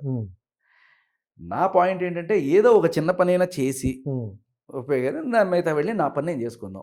ఏది సినిమా తీసుకోవాలని కోరిక. కానీ చిన్న పనే మీకు చాలా పెద్ద పని అది. అది అనుకుంటాం కానీ సాగుతూ ఉంటాయి మెల్లమెల్లగా. తర్వాత ఎవరో ఒకళ్ళు వస్తుంటారు కనెక్టెడ్ లింక్స్ వెళ్తుంటాయా. అది తర్వాత హర్ష సాయి కేసు వచ్చింది, తర్వాత ధర్మ మహేష్ వచ్చింది. ఇలా గరికపాటి గారి మధ్యలో ఆయన పాపం వాళ్ళ ఆవిడ కూడా 20 ఏళ్ల క్రితం, ఎప్పుడో 40 ఏళ్ల క్రితం అనుకుంటా, అది అప్పుడు నన్ను హింసించాడని చెప్పి ఆయన. సో ఇలా వస్తూనే ఉన్నాయి. ఈ మధ్యలో ఏంటంటే సరే ఈ యాక్టివిస్ట్ కోణమే కాకుండా నేను ఆర్జేగా అన్ని రామాయణం మొత్తం చెప్తాను కాబట్టి నన్ను అనలిస్ట్గా కూడా చాలాసార్లు పిలవడం, వేరే న్యూస్ మీద స్పందించమని చెప్పడం జరుగుతుంది. మీరు అన్నారే తోటాల్లాగా పేలుతాయి. తోట పేలాలంటే అవతల పక్కన ఇప్పుడు ధర్మ మహేష్ వచ్చినప్పుడు దానికి సంబంధించి గట్టిగా ఫైట్ అయినప్పుడు మనం గట్టిగా మాట్లాడడం జరిగింది. అనసూయ విషయం, శివాజీ విషయంలో కూడా గట్టిగా అయింది. ఎందుకు తోటలు పేలకపోతే మా మీద ఎఫ్ఐఆర్లు కూడా ఎందుకు అవుతాయి? సో ఇలా జరుగుతాయి అన్ని రోజు అదే పని. ఇప్పుడు సినిమా అయినా సరే మధ్యలో ఒక ఫైట్ జరుగుతుంది, రోజు ఫైట్ జరగాలంటే కష్టం కదా. మధ్యలో ఆట విడుపు. జనరల్గా శివాజీ గారి టాపిక్ అసలు అంటే జనరల్గా తీసుకురాకపోయినా ఒక్క విషయం నాకు బాధ అనిపించింది అనమాట. అంటే అతను ఎప్పటి నుండో యాక్టర్, ఎన్నో సినిమాలు చేశారు, ఆయన లైఫ్ అంటూ ఆయన ఉన్నారు. ఒక మాట చెప్పారు, అది అంటే కొన్ని మళ్ళీ తర్వాత వెంటనే చెప్పేశారు, 2 మాటలు తూలేను, దానికి క్షమించండి అన్నారు. తర్వాత వాళ్ళు ఇంకో దగ్గరికి వెళ్ళి, అదే కమిషనర్ దగ్గరికి వెళ్ళేటప్పుడు ఏదో డైలాగ్ ఒకటి అన్నారంట, నువ్వెంత నీ బతుకెంత అన్నారు. ఎవరిని? శివాజీ గారిని అన్నారు కదా.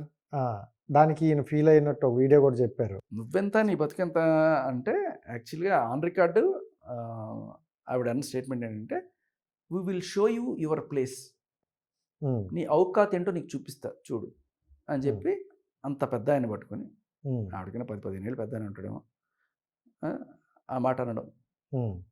అసలు ఆవిడ అన్నాడా? ఆయన ఏదో కాస్త సేఫ్టీ ఉంటుందమ్మా, వచ్చేటప్పుడు కాస్త చీర కట్టుకుంటే ఇటువంటి అవమానాలు జరగవు, ఏదో జారిపోవడం, చిరిగిపోవడం, ఎవడన్నా చెయ్యాలని చేయకపోవచ్చు, ఏదో జస్ట్ షేకండిద్దామని హడావిడి లేదని సరే పట్టుకున్నా కూడా టక్మని ఏదన్నా ఆయన ఎందుకంత ఇది అని ఆయన ఏదో చెప్పాడు జాగ్రత్త. ఆవిడని ఉద్దేశించి కాదు కదా. ఆవిడ తగుదనమ్మా అనుకుంటే ఆవిడ వచ్చేసి ఆయన్ని నార్సిస్ట్ అని ఇంకా రకరకాలుగా ఆయన్ని అన్నిటికంటే నీ అవకాశం ఏంటో నువ్వు చూపిస్తావు. కట్ చేస్తే జనాలు ఆవిడ అవకాశం ఏంటో ఆవిడకి చూపించారు. తర్వాత అమ్మో ఇది నేను తట్టుకోలేకపోతున్నాను బాబోయ్, నన్ను జనాలు టార్చర్ చేసేస్తున్నారు బాబోయ్ అని చెప్పి పోలీస్ స్టేషన్కి వెళ్ళి నా పరువు పోయింది బాబోయ్ అని చెప్పి, నాకు డిఫెమేషన్ అని చెప్పి కంప్లైంట్ ఇచ్చుకుంది ఆవిడ. అంటే 70 మంది మీద ఎంతమంది పెట్టుకుంది ఆవిడ. జనాల్లోకి వెళ్ళింది కాబట్టి రియాక్షన్ వచ్చింది సార్.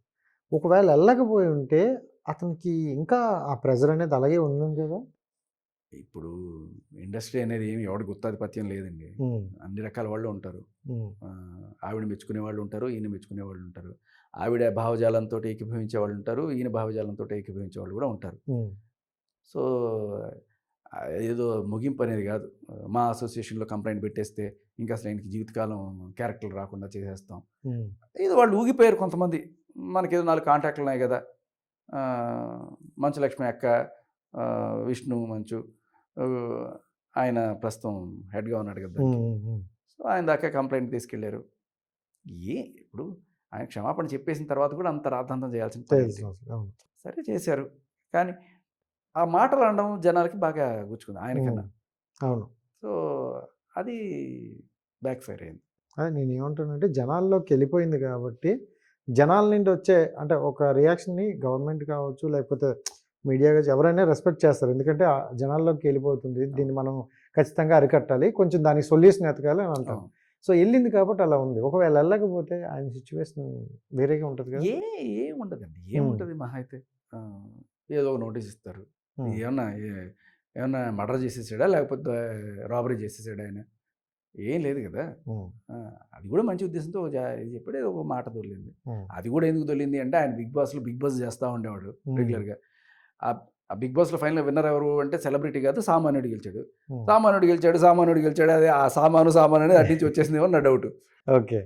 అండ్ ఇంకోటి ఏంటంటే మనం ఏదైనా ఒక ఇష్యూ మీద మాట్లాడుతున్నా లేకపోతే పోరాడుతున్నా మనకు ఆపోజిట్ నుండి వచ్చే ప్రెజర్స్ కూడా ఎక్కువ ఉంటాయి. అండ్ ఆ టైంలో స్టార్టింగ్ టైంలో మీ మీద చాలా ఒత్తిడి వచ్చాయి. సో శేఖర్ భాష కూడా ఇలాంటి పనులు చేశాడు, కావాలంటే ప్రూఫ్స్ చూడండి అని వీడియోలు లేక ఫొటోస్ ఇవన్నీ పెట్టారు.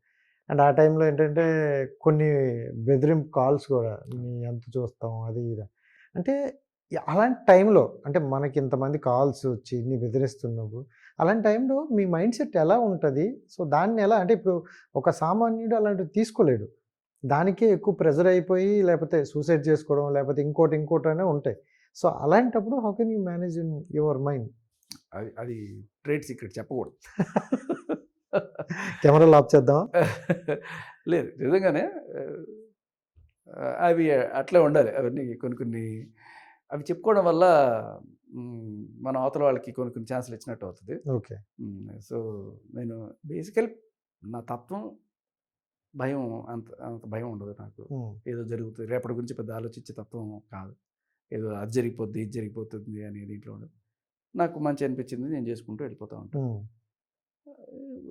కొన్ని రకంగా అంటే ఏదో నన్ను కొట్టేసావు లేకపోతే నా మీద కేసులకు పెట్టేసావు, నన్ను భయపెట్టేసి ఆపేద్దాం అనుకుంటే అవ్వదు అనే విషయం ఇప్పటికీ అర్థమైంది. సో ఇలాంటి బెదిరింపు కాల్స్ వచ్చాయి కదా. బెదిరింపు కాల్స్ ఏమిటి ఏకంగా వచ్చి అక్కడ ఆంధ్రప్రభ స్టూడెంట్స్ కిందకి వస్తుంటే అర్ధరాత్రి కాపు కాసి కొట్టడం కూడా జరిగింది కదా. రౌడీలు తీసుకొచ్చి లావణ్యం 11:30కి అర్ధరాత్రి. నాకు యాక్చువల్గా ఇంటర్వ్యూ ఎప్పుడో 5 o'clock జరగాల్సింది పోస్ట్పోన్ అవుతూ వచ్చింది. ఆవిడ అడుగుతుంటే నేను ఇంకా వెయిట్ చేపిస్తున్నాను, నాకే మంచిగా అనిపించలే. లేట్ అవుతుందా మరి రేపు చేద్దామన్నా, లేదండి మీరు ఎంత లేట్ అయినారండి నేను వెయిట్ చేస్తాను స్టూడియో అంటే ఇంకా బాగుండదని చెప్పి నేను అప్పటికి 10:30 ఆ టైంలో వెళ్ళా. ఇంకా తిరిగి వస్తుంటే కాపు కాసి అక్కడ మెట్ల దగ్గర చీకట్లో. సో జరుగుతుంటాయి ఇవన్నీ, దేని గురించి భయపడేదేం లేదు. అది భయపడితే మళ్ళీ అప్పుడు వాళ్ళకి అర్థమైందా భయపడ్డాని? అర్థమయ్యే ఉంటుంది, ఖచ్చితంగా అర్థమై ఉంటుంది. ఓకే. అంటే ఇప్పుడు ప్రెజెంట్ చూసుకుంటే మీ ఆలోచన కానీ మీ విధానం కానీ కొంచెం మంచి పాజిటివ్ వేలో వెళ్తున్నాయి. అంటే జనాలకి ఏదో ఒకటి చెయ్యాలి మగవాళ్ళకి అనేసరికి ఒక రికగ్నేషన్ ఉండాలి. ఇప్పుడు అన్నీ ఏదో ఒక చిన్న రుణం తీర్చుకుందాం, పాపం నన్ను ఈ స్టేజ్కి తీసుకొచ్చి పెట్టింది కూడా పాపం వాళ్ళే, ఏదో చేయబోతాడు కదా అని చెప్పి కొంత రుణం తీర్చుకొని రెస్పాండ్ అవుతారు అందరికీ. అవుతాను. అంటే ఇప్పుడు ఏంటంటే మనం ఓపెన్ చేస్తే మీకు బాధితులు అని ఉంటుంది. బాధితుడు 1, బాధితుడు 2, బాధితుడు ఉంటే 30-40 మంది ప్రస్తుతానికి. సో అందరూ మీడియాకి రావడానికి భయపడతారు చాలా. సో దీని ద్వారా ఏమవుతుందంటే నేను కొన్నిసార్లు సజెస్ట్ చేస్తా, అమ్మో లేదు మేము వస్తే అది అయిపోతాం మా ఫ్యామిలీ వాళ్ళు అది ఇది అంటే ఆ ధైర్యం చేయరు. బేసిక్లీ సగానికి సగం మీడియా తేల్చేస్తుంది. మీడియా ముందుకు వచ్చామంటే నీ సగం ప్రాబ్లం సాల్వ్ అయిపోద్ది. ఎందుకంటే మగాడికి ప్రస్తుతం పోలీస్ స్టేషన్లో పెద్ద న్యాయం జరిగేది ఏమి ఉండదు మీడియానే. ఎందుకంటే నాకు తెలిసిన ఒక కేసు, ఒక అబ్బాయి అమ్మాయి, ఆవిడ ఆల్రెడీ డైవర్స్డ్. సరే మొత్తానికి ఏదో పని మీద ఆవిడతో పరిచయం ఏర్పడింది. సరే అది లవ్గా మారింది. ఇద్దరు కలిసి చట్టపట్టాలు వేసుకొని తిరిగారు కేరళ. తర్వాత ఏదో గొడవ అయ్యి వీడేదో డబ్బులు ఏదో ఇచ్చాడు. సరే నేను నా బ్రేకప్ అంది. సరే నా డబ్బులు నాకు ఇచ్చేయంటే ఇవ్వను బో అది అంటే ఇంకా సరే అది ఏదో కేసులు పెట్టుకునే దాకా వెళ్ళింది. వీడు వెళ్ళాడు పోలీస్ స్టేషన్కి, ఎక్కడ కేరళలో పోలీస్ స్టేషన్లో. Okay. Not just Hyderabad or Telangana, ఎక్కడైనా ఇదే లాంగ్వేజ్ అనేది మీరు అర్థం చేసుకోవడానికి ఈ ఎగ్జాంపుల్. ఓకే. వెళ్ళి సార్ ఇట్లా ఇదిగో ఫోటోలు మీ ఇద్దరం కలిసి తిరిగాను అంతా అయింది, ఇవాళ ఆ అమ్మాయి నన్ను బ్రేకప్ చెప్పేసింది, నన్ను ఇది చేసింది. సరే నేను కేసు పెడతాను బాబు, ఇప్పుడు ఆ అమ్మాయి వచ్చి నీ మీద అత్యాచారం కేసు పెట్టింది అనుకో, ఫస్ట్ నేను 14 రోజులు రిమాండ్లో పెట్టాల్సి వస్తుంది, నీకు ఓకేనా? ఓకే అంటే చెప్పు, తర్వాత నువ్వు ఫైట్ చేసుకో, బట్ ఇది ప్రొసీజరు, ఉమ్. ఓకేనా? ఏంటి సార్ ఇది, నేను న్యాయం పడితే నన్ను తీసుకొచ్చి లోపలేస్తారంటారండి. అంతేనా అన్న చట్టం? ఇది పరిస్థితి. అలా అనేటప్పుడు ఏం చేయాలి? ఇప్పుడు ఒక అదే అంటున్నాం, మన దరిద్రానికి ఒక మెన్స్ కమిషన్ అనేది ఒకటి ఉంటే ఉమ్. వాడు అక్కడికి వెళ్ళి చెప్పుకుంటాడు అట్లీస్ట్ ఇది. ఓకే, సో అర్థమైంది. ఇది పరిస్థితి. కాబట్టి వీడు ఏం చేయాలి? వీడికి ఉన్న ఇంకొక రక్షణ ఏంటంటే మీడియా. ఉమ్. ఇప్పుడు వీడు వచ్చి మొత్తం ఇవన్నీ మీడియాలో పెట్టాడు, చూపించాడు, ఇదిగో నాకు జరిగింది, అన్యాయం జరిగింది అని చెప్పి. ఇప్పుడు పోలీసులు ఈ కళ్ళ ముందు ఇంత కనబడిన తర్వాత కూడా వాళ్ళు ధైర్యం చేయడానికి ఆగుతారు ఉమ్. ఏదో రకంగా. పోలీసులే మనకి శత్రువులు గారు, వాళ్ళకి ఉన్న ప్రొసీజర్స్ ఇవన్నీ అంతే. కూడా వాళ్ళని వాళ్ళంటే లాని ఫాలో అవ్వాలి. అంతే. లా ఎలా రాశారు అనేది మరి వాళ్ళ బేస్ మీద ఉంటుంది. సో ఓకే, వాళ్ళకి తెలుసు, కళ్ళ ముందు తెలుసు ఈ అమ్మాయి అబద్ధం చెప్తుందని తెలుసు. రీసెంట్గా ఇంకొక కేసు, ఇవన్నీ పాపం వాళ్ళు మీడియా ముందుకు వచ్చి మాట్లాడరు. ఉమ్. అబ్బాయి మన ఐటీ కారిడార్ పిఎస్ దగ్గర ఉంది కదా, గచ్చిబౌలి, అవునా? అంతా సాఫ్ట్వేర్ కంపెనీలుగా ఒక సాఫ్ట్వేర్ కంపెనీలో అబ్బాయి ఎంప్లాయీ 7 ఏళ్ళ నుంచి చేస్తున్నాడు. దాదాపు 29-30 ఇయర్స్ ఏజ్ ఉంటుంది. అమాయకుడు చూడడానికి కూడా. వీళ్ళకి ఎలా ఉంటారు సాఫ్ట్వేర్ వాళ్ళు, ఏదో వెళ్ళామా ఉద్యోగం చేసుకున్నా పని చేసుకున్నా. అదే కంపెనీలో అమ్మాయి చేరింది, 6 నెలలు అవుతుంది చేరి. ఆ అమ్మాయికి 23 ఏళ్ళు. సరే ఏదో మాట కలిసి ఇద్దరు లవ్ అనుకున్నారు. వేరే క్యాస్ట్. ఈ అబ్బాయికి 30 ఏళ్ళు వచ్చినాయి కదా, ఇంకా పెళ్లి చేద్దాం అనుకుంటున్నారు వాళ్ళ అమ్మ వాళ్ళు.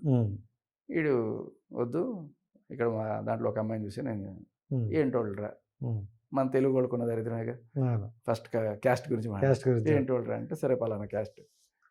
సరే కొంచెం పెద్ద మనసుతోటి అయినా సరే వెళ్ళి మాట్లాడారు వాళ్ళు. ఓకే, వాళ్ళ అమ్మ వాళ్ళతోటి ఎక్కడ నెల్లూరు పోయి మాట్లాడి ఓకే అనిపించుకొని సరే ఎంగేజ్మెంట్ లాంటిది చేసుకున్నట్టున్నారు.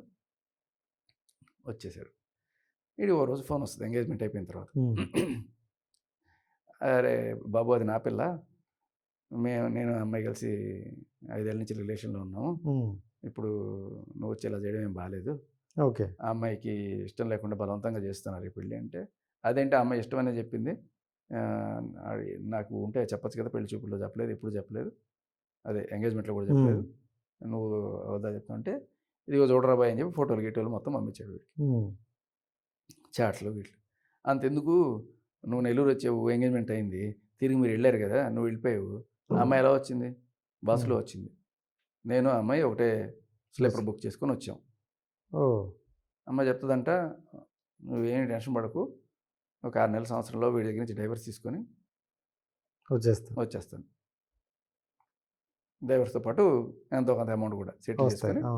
ఎందుకు అంటే వాళ్ళ అమ్మ వాళ్ళు నీకు ఇచ్చి చేయడానికి. వీడికి ఏంటి 23 ఏళ్ళు, సేమ్ ఏజ్ వీళ్ళిద్దరు, అమ్మాయి అబ్బాయి లవర్స్ ఎవరైతే ఉన్నారో సేమ్ ఏజ్. సో వీడికి ఇవన్నీ తెలిసిన తర్వాత నమ్మాడు. నమ్మి వాళ్ళ అమ్మ వాళ్ళకి ఫోన్ చేసి చెప్పేశాడు, మేము సంబంధం క్యాన్సిల్ చేసుకుంటున్నాం, మీ అమ్మాయికి ఆల్రెడీ ఉన్నా అంటే కదా అది ఇది అని చెప్పి. లేదు అబ్బాయి అది మీకు అబద్ధాలు చెప్పాడు అది ఇది అని చెప్పి. తర్వాత నెక్స్ట్ రోజు ఇంకో కాల్ రికార్డింగ్ వచ్చింది వీడికి. వాళ్ళ అమ్మ వీడిని ఇన్ని పచ్చి బూతులు అంటే, ఏరా రోజు ఇంటికి వస్తావు, ఎన్నాళ్ళు తిరగనిచ్చావని చెప్పి నువ్వు దాని జీవితాన్ని నాశనం చేద్దాం అనుకుంటా, ఎట్లా నాశనం చేస్తారా దాని జీవితం? ఓకే, ఈ బాయ్ ఫ్రెండ్ వీళ్ళ అమ్మ ఆ బాయ్ ఫ్రెండ్ని ఫోన్ చేసి తిడుతోంది, ఎలా నాశనం చేయాలనిపించిందిరా, దీంతో సినిమాలు కావాలంటే సినిమాలకు వచ్చింది, ఎక్కడ కావాలంటే అక్కడికి వచ్చింది, నేను అంత కృషి చేసింది నేను, అట్లాంటి దాని చేత నువ్వు నాశనం చేద్దాం అట్లా. అది నాకు కూడా మనసు ఉంటుంది కదమ్మా, నన్ను వద్దనుకొని వేరే వాడితో పోతే నాకు ఎంత బాధగా ఉంటుంది, వాడిని ఎవరినో పెళ్లి చేసుకుని తర్వాత రావడం కన్నా ముందుగానే ఏదైనా పెళ్లి చేసుకుని నాకు బాగుంటుంది, నా జీవితకాలం ఆ పెయిన్ ఉంటుంది కదా అని. వీడంటే నిన్ను వదలను రా, నీ మీద కేసు పెట్టి నిన్ను రచ్చగెట్టి నిన్ను అది ఇది, అసలు ఆ వాయిస్ వింటే ఈ అబ్బాయితో మాట్లాడిన ఆవిడేనా ఇట్లా మాట్లాడుతుంది. ఓకే, అపరిచితుల్లో రామం నుంచి రెమోగుడు కదా, అపరిచితుడు వచ్చినట్టు ఆవిడ అసలు రంగు బయటపడింది. సరే అది కూడా పంపించారు, కట్ చేస్తే. సరే వీళ్ళు ఏం చేశారు, గచ్చిబౌలి పిఎస్లో పోయి కేసు పెట్టారు. లేడీ అక్కడేంటి షీ టీమ్స్ ఉంటాయి. షీ టీమ్స్ వాళ్ళ అసలు అద్భుతమైన మోడస్ ఆపరెండి అనాలి దీన్ని. అంటే వాళ్ళు ఒక కేసుని డీల్ చేసే విధానం ఎలా ఉంటుంది ఏంటంటే, షీ టీమ్స్ అంటే మెంట్ ఫర్ లేడీస్. అక్కడ మగాడు వెళ్ళి నాకు న్యాయం జరిపించండి అని అడగడానికి లేదు. ఆడవాళ్ళు వెళ్ళి ఆవిడ వెళ్ళి కేసు పెట్టింది. ఇట్లా నన్ను ఒకటి బ్లాక్మెయిల్ చేస్తున్నాడు, గతంలో నేను వాడితో రిలేషన్లో ఉండే, వాడు ఆ ఫోటోలన్నీ పెట్టుకొని నన్ను బ్లాక్మెయిల్ చేస్తున్నాడు, నేను ఎప్పుడో వదిలేసిన వాడిని, ఇప్పుడు నాకు పెళ్లి కాకుండా చేస్తున్నాడు అంటే వెంటనే ఏం చేస్తారు, నన్ను పిలిపిస్తారు. పిలిపించి ఫోన్ తీసుకుంటారు. ఫోన్ తీసుకొని ఆ అమ్మాయికి ఇస్తారు. ఇదిగో నీ సాక్ష్యాలు ఏమైనా ఉంటే డిలీట్ చేసుకో, అరే ఇంకా నువ్వు దాని జోలికి రావకు, నీకు దానికి సంబంధం లేదు అని చెప్తారు. ఇంకా గట్టిగా మాట్లాడితే వాడిని లోపలేసి ఆ అమ్మాయికి ఇంకా కేసు పెట్టాలి అనుకుంటే ముందుకెళ్తే ఇది పరిస్థితి. ఇక్కడ చేస్తున్నది ఏంటంటే సాక్ష్యాలు ధ్వంసం చేస్తున్నారు. ఈ అబ్బాయికి అమ్మాయికి మధ్య రిలేషన్ ఉంది అని చెప్పడానికి ఏ సాక్ష్యం లేకుండా వాడి ఫోన్లో ఉన్న ఇది మీరు రివర్స్లో ఆలోచించండి. ఒక అమ్మాయి ఒక అబ్బాయి నేను ప్రేమించుకున్నామండి, ఒక అబ్బాయి ఆ అబ్బాయి నన్ను ఒక అమ్మాయి వెళ్ళి పోలీస్ స్టేషన్కి వెళ్ళి అబ్బాయి నేను ప్రేమించుకున్నామండి, ఈరోజు ఆ అబ్బాయి నన్ను వద్దంటున్నాడు, వేరే అమ్మాయిని పెళ్లి చేసుకుందాం అనుకుంటున్నాడు, నాకు న్యాయం చేయండి అంటే ఏముంది నీ దగ్గర సాక్ష్యం కలెక్ట్ చేసుకుంటారు. ఏముంది నీ దగ్గర సాక్ష్యం అంటే అమ్మాయి చూపిస్తుంది, ఇదిగో చూడండి మేము ఇదిగో ఆ బస్సులో వెళ్ళాము, ఇదిగో నాతో చేసిన చాటు, ఇదిగో మేము ముద్దు పెట్టుకున్నాము, ఇదిగోండి అని చెప్పి అన్ని చూపిస్తుంది. చూపించిన తర్వాత ఇవి సాక్ష్యాలు, ఇవి పోలీస్ ఎఫ్ఐఆర్లో ఇవన్నీ సాక్ష్యాలు, ఇవి పెట్టుకొని వాడి మీద కేసు పెడతారు. ఇదే ఈ అబ్బాయి దగ్గర ఉన్నవైతే అవి బ్లాక్మెయిల్ చేయడానికి యూజ్ చేసే సాధనాలు. ఇవి ఈ అమ్మాయి దగ్గర ఉండేవైతే పాపం అమ్మాయిని కాపాడడానికి ఉపయోగపడిన సాక్ష్యాలు. అదే వీడియోలు ఫోటోలు అబ్బాయి దగ్గర ఉంటే అమ్మాయిని బ్లాక్మెయిల్ చేయడానికి యూజ్ చేసే సాధనాలుగా చట్టం పరిగణిస్తుంది అనమాట. అందుకని అవన్నీ తీసేసి వాళ్ళ జీవితంలో తర్వాత మళ్ళీ నాకు ఇది అన్యాయం జరిగిందంటే ప్రూఫ్ ఏదంటే షీ టీమ్స్ వాళ్ళు తీస్తారు, అంతే. ఇది జరుగుతున్నది. ఇది పాపం అంటే షీ టీమ్స్ వాళ్ళు కూడా కావాలని చేస్తారు, ఇది వాళ్ళకి నేర్పించబడిన ట్రైనింగ్, ఇలా చేయాలి వాళ్ళు. సో ఇదంతా జరుగుతుంది. ఇది జరిగింది. వీడు నా దగ్గరికి వచ్చాడు, వచ్చినప్పుడు నేను చెప్పాను వెళ్ళి మీడియాలో కూర్చొని చేద్దాము, ఒకవేళ ఏదైనా తేడా వస్తే ఫస్ట్ మనం మాట్లాడదాం. అక్కడ వేరే రకంగా ఏదో పైన వాళ్ళతో అసలు విషయం ఇది అని చెప్పి తెలిసేట్టు చేసాం వాళ్ళకి. చేసిన తర్వాత ఈ అబ్బాయి కూడా అక్కడికి స్టేషన్కి పిలిపించారు. ఇద్దరి మీద కేసు పెడుతుందంట, వీడేమో పెళ్లి చేసుకుంటా అని చెప్పి మోసం చేశాడంట, వాడేమో బ్లాక్మెయిల్ చేస్తున్నాడు వాడి మీద అంట. అంటే ఎంగేజ్మెంట్ ఫిక్స్ అయిన తర్వాత కూడా నోయితంతో ఉన్న చాటింగ్లు ఇవన్నీ కూడా చూసిన తర్వాత పోలీసులు కన్విన్స్ అయ్యి వెళ్ళిపోండి కూడా ఏం చేసింది లేదు, కాంప్రమైజ్ వెళ్ళిపోయింది, లేకపోతే ఇలా ఉంటుంది అంత తప్ప సివియర్ యాక్షన్ అయితే ఏం తీసుకోలేదు. నిజం చెప్పాలంటే ఈ అమ్మాయి ఇతను చీట్ చేసినట్టే కదా. అతను ఒక ఎంగేజ్మెంట్ చేసుకొని వాళ్ళ అందరికీ చెప్పుకొని నా పెళ్లి ఈ అమ్మాయితో అవుతుంది అనుకుంటే ఈరోజు అమ్మాయి బ్యాక్ ఆఫ్ అయిపోతే అతనికి అవమానమే కదా. అమ్మాయి అబ్బాయికి ఆల్రెడీ ఒక రిలేషన్లో ఉండి పెళ్లి చేసుకోవడం వల్ల చీట్ చేయడం కదా, అమ్మాయి మీద కేసు పెట్టాలి కదా. ఆ అమ్మాయి నీ మీద కేసు పెట్టుకోకుండా ఉండడమే నీకు మహద్భాగ్యం, రా వెళ్ళిపోండి వెళ్ళిపోండి. ఇది ప్రస్తుతం ఉన్న సిచ్యువేషన్. న్యాయం అని అడగడానికి మగాడికి నోరే లేదు. సో అంటే ఇప్పుడు మెన్ కమిషనర్ వస్తే ఇవన్నీ చేంజెస్ వస్తాయి. ఇలా చాలా మంది నేను చెప్తాను, ఇంతమంది బాధితులు రావాలి, ఖచ్చితంగా రావాలి. మెన్స్ కమిషన్ వస్తే అట్లీస్ట్ కనీసం మగాళ్ళ ఆత్మహత్యలు తగ్గుతాయి. Okay, thank you. అండ్ ఇంకోటి ఏంటంటే ఎంత బాగా మీరు ఇవన్నీ చేసుకుంటూ వెళ్తాను. వన్స్ ఒకసారి మళ్ళీ బిగ్ బాస్లోకి ఎందుకు వెళ్ళారు, ఆ బిగ్ బాస్ నుండి ఏం నేర్చుకున్నారు, దాని గురించి ఇప్పుడు ఇండెప్త్ మీరు ఈ టైప్లో చెప్పాలంటే ఏం చెప్తారు? నేను బేసిక్ 1 year అయిపోయింది లేదని చెప్పొచ్చు. ఇది నేను కావాలనుకున్న చిన్న లైన్ కాదు, నాకు జరిగినట్టుగా ఇంకొకటి ఎవరికి జరగకూడదని ఒక మంచి ఉద్దేశంతో వచ్చాను. సో అది చేతనైన సాయం చేస్తాను అంతే. కానీ నేను బేసికలీ ఒక ఎంటర్టైన్మెంట్ కోరుకునే మనిషిని, అదే ఇవ్వాలన్న ప్రోగ్రామ్స్లో కూడా మీరు జనరల్గా కొంత సోషల్ రెస్పాన్సిబిలిటీ, 80% ఎంటర్టైన్మెంట్ ఇదే ఉంటుంది. నా రేడియో షోలో అయినా టీవీ షోస్లో కూడా నేనేంటి న్యూస్ లైన్లో లేను, జెమినీ మ్యూజిక్లో యాంకరింగ్ చేశాను, సరదాగా కాల్స్ మాట్లాడడం, జోక్ వేయడం. స్టార్టింగ్ ఏదో ప్రదీప్ వాళ్ళు వస్తున్న దాంట్లో ఏదో కొంచెం కామెడీ ఏదో ఫన్ వేలో చెప్పిన స్టార్టింగ్ కామెడీ క్లబ్ అలాంటివి ఇవే ఎంటర్టైన్మెంట్ సైడే ఉంటాను నేను ఎక్కువగా. ఇది నాకు జరిగినట్టుగా ఇంకోటి జరగకూడదనే మంచి వచ్చింది తప్ప మంచి ఎంటర్టైనింగ్ సినిమాలు తీయాలని. బిగ్ బాస్ లో మీరు నన్ను అసలే చూసారు, అక్కడ బిగ్ బాస్ లో రియల్ ప్రాబ్లం తర్వాత డిఫరెంట్ అయిపోయింది. బయట కూడా శేఖర్ బాసారా ఇలా ఉన్నారా ఏంటి అసలు, అది ఒరిజినల్ నేను. ఇది ఏదైనా అంటే నేను ఎప్పుడు అదే మొహం పెట్టుకొని తిరగను బయట అంతా, నేను సరదాగా జోవియల్గానే ఉంటాను. అంటే అదేంటి యాక్సెప్ట్ చేయడానికి కారణం ఏంటి, అంటే వెళ్ళిన తర్వాత ఏం నేర్చుకున్నారు లోపల? యాక్సెప్ట్ చేయడానికి అంటే నాకు బిగ్ బాస్ ఇష్టం ఫస్ట్ నుంచి కూడా. ఎవడెవడో పిలుస్తారు, నన్ను ఎందుకు పిలవడం అనుకున్నారు. అంటే ప్రతిసారి ఒక ఆర్జన్ పిలిచేవాళ్ళు, అంతకు ముందు సీజన్లో నన్ను పిలిచారు. బట్ ఏదో వర్కౌట్ అవ్వలేదు, నేను వెళ్ళా అంతకు ముందు సీజన్కే. బట్ వెళ్ళాలని కోరుకుంది. బట్ ఈ సీజన్లోకి వెళ్ళేటప్పుడు నాకు చాలా టైట్ సిచ్యువేషన్. మా ఆవిడ అప్పుడు ప్రెగ్నెంట్ ఉండే. ఇంకొక వారం అదే ఒక నెల రోజుల లోపల డెలివరీ అన్నారు అప్పుడు. సో వెళ్ళాలా వద్దా ఆ టైంలో అనుకుంటే, సరే మొత్తానికి ఇంట్లో వాళ్ళందరూ కూడా వెళ్ళి పర్లేదని చెప్పారు. నాకు ఇంట్రెస్ట్ ఉంది, కానీ ఆ సిచ్యువేషన్ అలా. తర్వాత బిడ్డ పుట్టాడని తెలిసిన తర్వాత ఇంకా సర్లే బిగ్ బాస్ వద్దని చెప్పి వచ్చేసాను. అది. ఓకే. సో ఏం నేర్చుకున్నారు అసలు? ఏంటి బిగ్ బాస్ షో? అది రియాలిటీ షోనా, రియల్ షోనా, లేదా స్క్రిప్టెడ్ షోనా? బిగ్ బాస్కి నేను వెళ్ళినప్పుడు మా ఆవిడ చాలా ఈగర్గా టీవీలో వెయిట్ చేస్తుందంట. వీడిప్పుడు ఇల్లు ఊడవడం చూడాలి, వీడు అంట్లు తోమడం చూడాలి, ఇవన్నీ చేస్తుంటే చూసి ఒక తృప్తి. ఇంట్లో వీడు ఇవేవి చేయడు, ఇవి చేస్తూ చూడాలంటే. అన్ఫార్చునేట్లీ పాపం ఆవిడ ఆశలు అడిగేసి నేను రైట్గా వెళ్ళగానే డైరెక్ట్గా రాయల్ క్లాన్లో పడేసాను. అదేంటంటే మేమేం చేయకూడదు, వాళ్ళు చేస్తారు, చేయించుకోవాలి, అది రూల్. ఉన్న 2 వారాలు ఇదే నడిచింది. చాలా అనుకుంది మా ఆవిడే. అంటే సరదాగానే అనుకుంది. జస్ట్ అక్కడ అంటే అదృష్టం, పెద్ద ప్రెషర్ ఏం తీసుకోవాలి నేను అప్పుడు బిగ్ బాస్లో. సరదాగా జోవిల్గానే ఉన్నా, అందుకనే. అలా అని నాకు పని చేయడం పెద్ద కష్టం కూడా ఏం కాదు. సో ఏం నేర్చుకున్నానంటే అంతకన్నా దారుణమైన పావులనే చూసాను నేను బయట. అక్కడ పెద్ద ఒకటైతే నేర్చుకున్నాం, బిగ్ బాస్ నుంచి బయటకు వచ్చిన తర్వాత తమ్ముడే ప్యాకెటే. లోపల ఎన్ని గొడవలైనా జరిగినాయి, బయటకు వచ్చిన తర్వాత మనం బరంపురం ఫ్రెండ్స్. సోనియాతో గొడవైంది, నాకు మణికంఠతో గొడవైంది.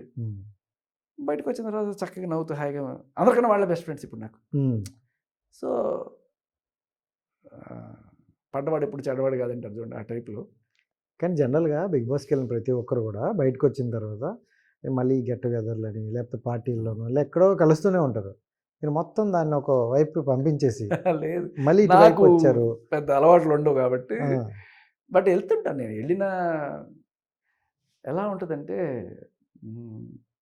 వీళ్ళందరూ సీజన్డ్ ఇన్స్టాగ్రామ్ అండ్ యూట్యూబర్స్ చాలామంది అందులో. అండ్ దీనికి వెళ్ళిపోయిన తర్వాత ఆల్రెడీ ఒకళ్ళు ఉంటారు వీళ్ళు వెనకాల. ఇప్పుడు వీళ్ళు గెట్ టుగెదర్లోకి వచ్చినా కూడా వాళ్ళు ఫోటోలు తీసేస్తుంటారు, పెట్టేస్తుంటారు, ఏమైనా చేస్తుంటారు. అబ్బో మనం అలా కాదు. అదే మీరు ఇన్స్టాలో కూడా అలాంటి పెట్టుకోరు. వాళ్ళ ఇన్స్టాలో చూడండి, నేను కనబడతా. నా ఇన్స్టాలో ఎప్పుడు పెట్టుకున్నాను. ఓకే. ఇప్పుడు బేబక్క ఎప్పుడన్నా పార్టీకి పిలిస్తే సరదాగా కూర్చుందాం అన్నప్పుడు అందరూ వెళ్తాం, అందరూ జాయిన్ అవుతాం. నేను జస్ట్ ఎంజాయ్ చేసి చేస్తా. ఏదైనా ఉంటే మా అయితే ఫోటోలు తీసుకుంటే ఆ ఫోటోలు ఇన్స్టాగ్రామ్లో పెట్టడానికి కూడా బతకం నాకు. అలా ఉంటుంది.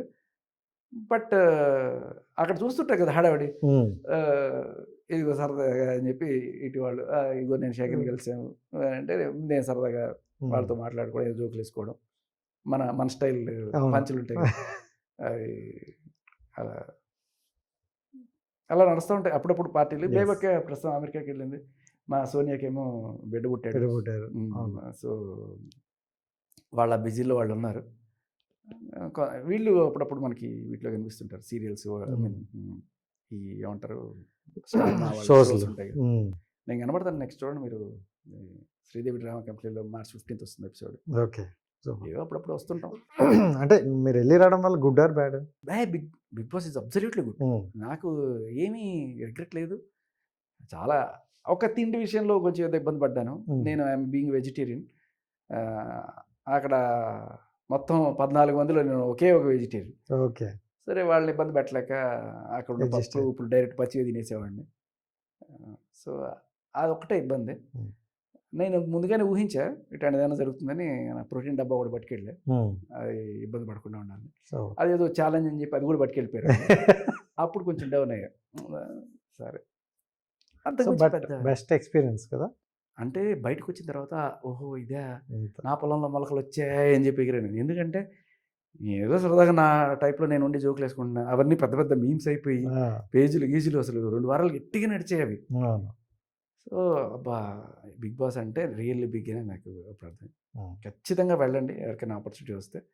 But be in your limits. అంటే అనెథికల్గా బిహేవ్ చేయాలి. వెళ్ళి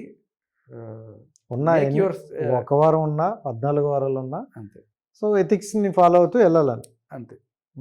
ఏదో అనవసరంగా ఏడిస్తే టీఆర్పీలు వస్తాయను, Yes. లవ్ స్టోరీలు పెట్టుకుంటే టీఆర్పీలు వస్తాయను, ఇలాంటివి చేయకుండా S B your self. And అంటే లోపల ఉన్న అమ్మాయి హార్ట్ గెలుచుకోకుండా బయట ఉన్న వేలాది మంది జనాలు హార్ట్ గెలుచుకోమని చెప్పి చెప్తాను. సూపర్. అండ్ అంటే మీ లైఫ్లో చాలా చూశారు, అప్ అండ్ డౌన్స్ అన్నీ చూశారు. సో ఓవరాల్గా వాట్ ఈజ్ లైఫ్ అంటే ఏం చెప్తారు?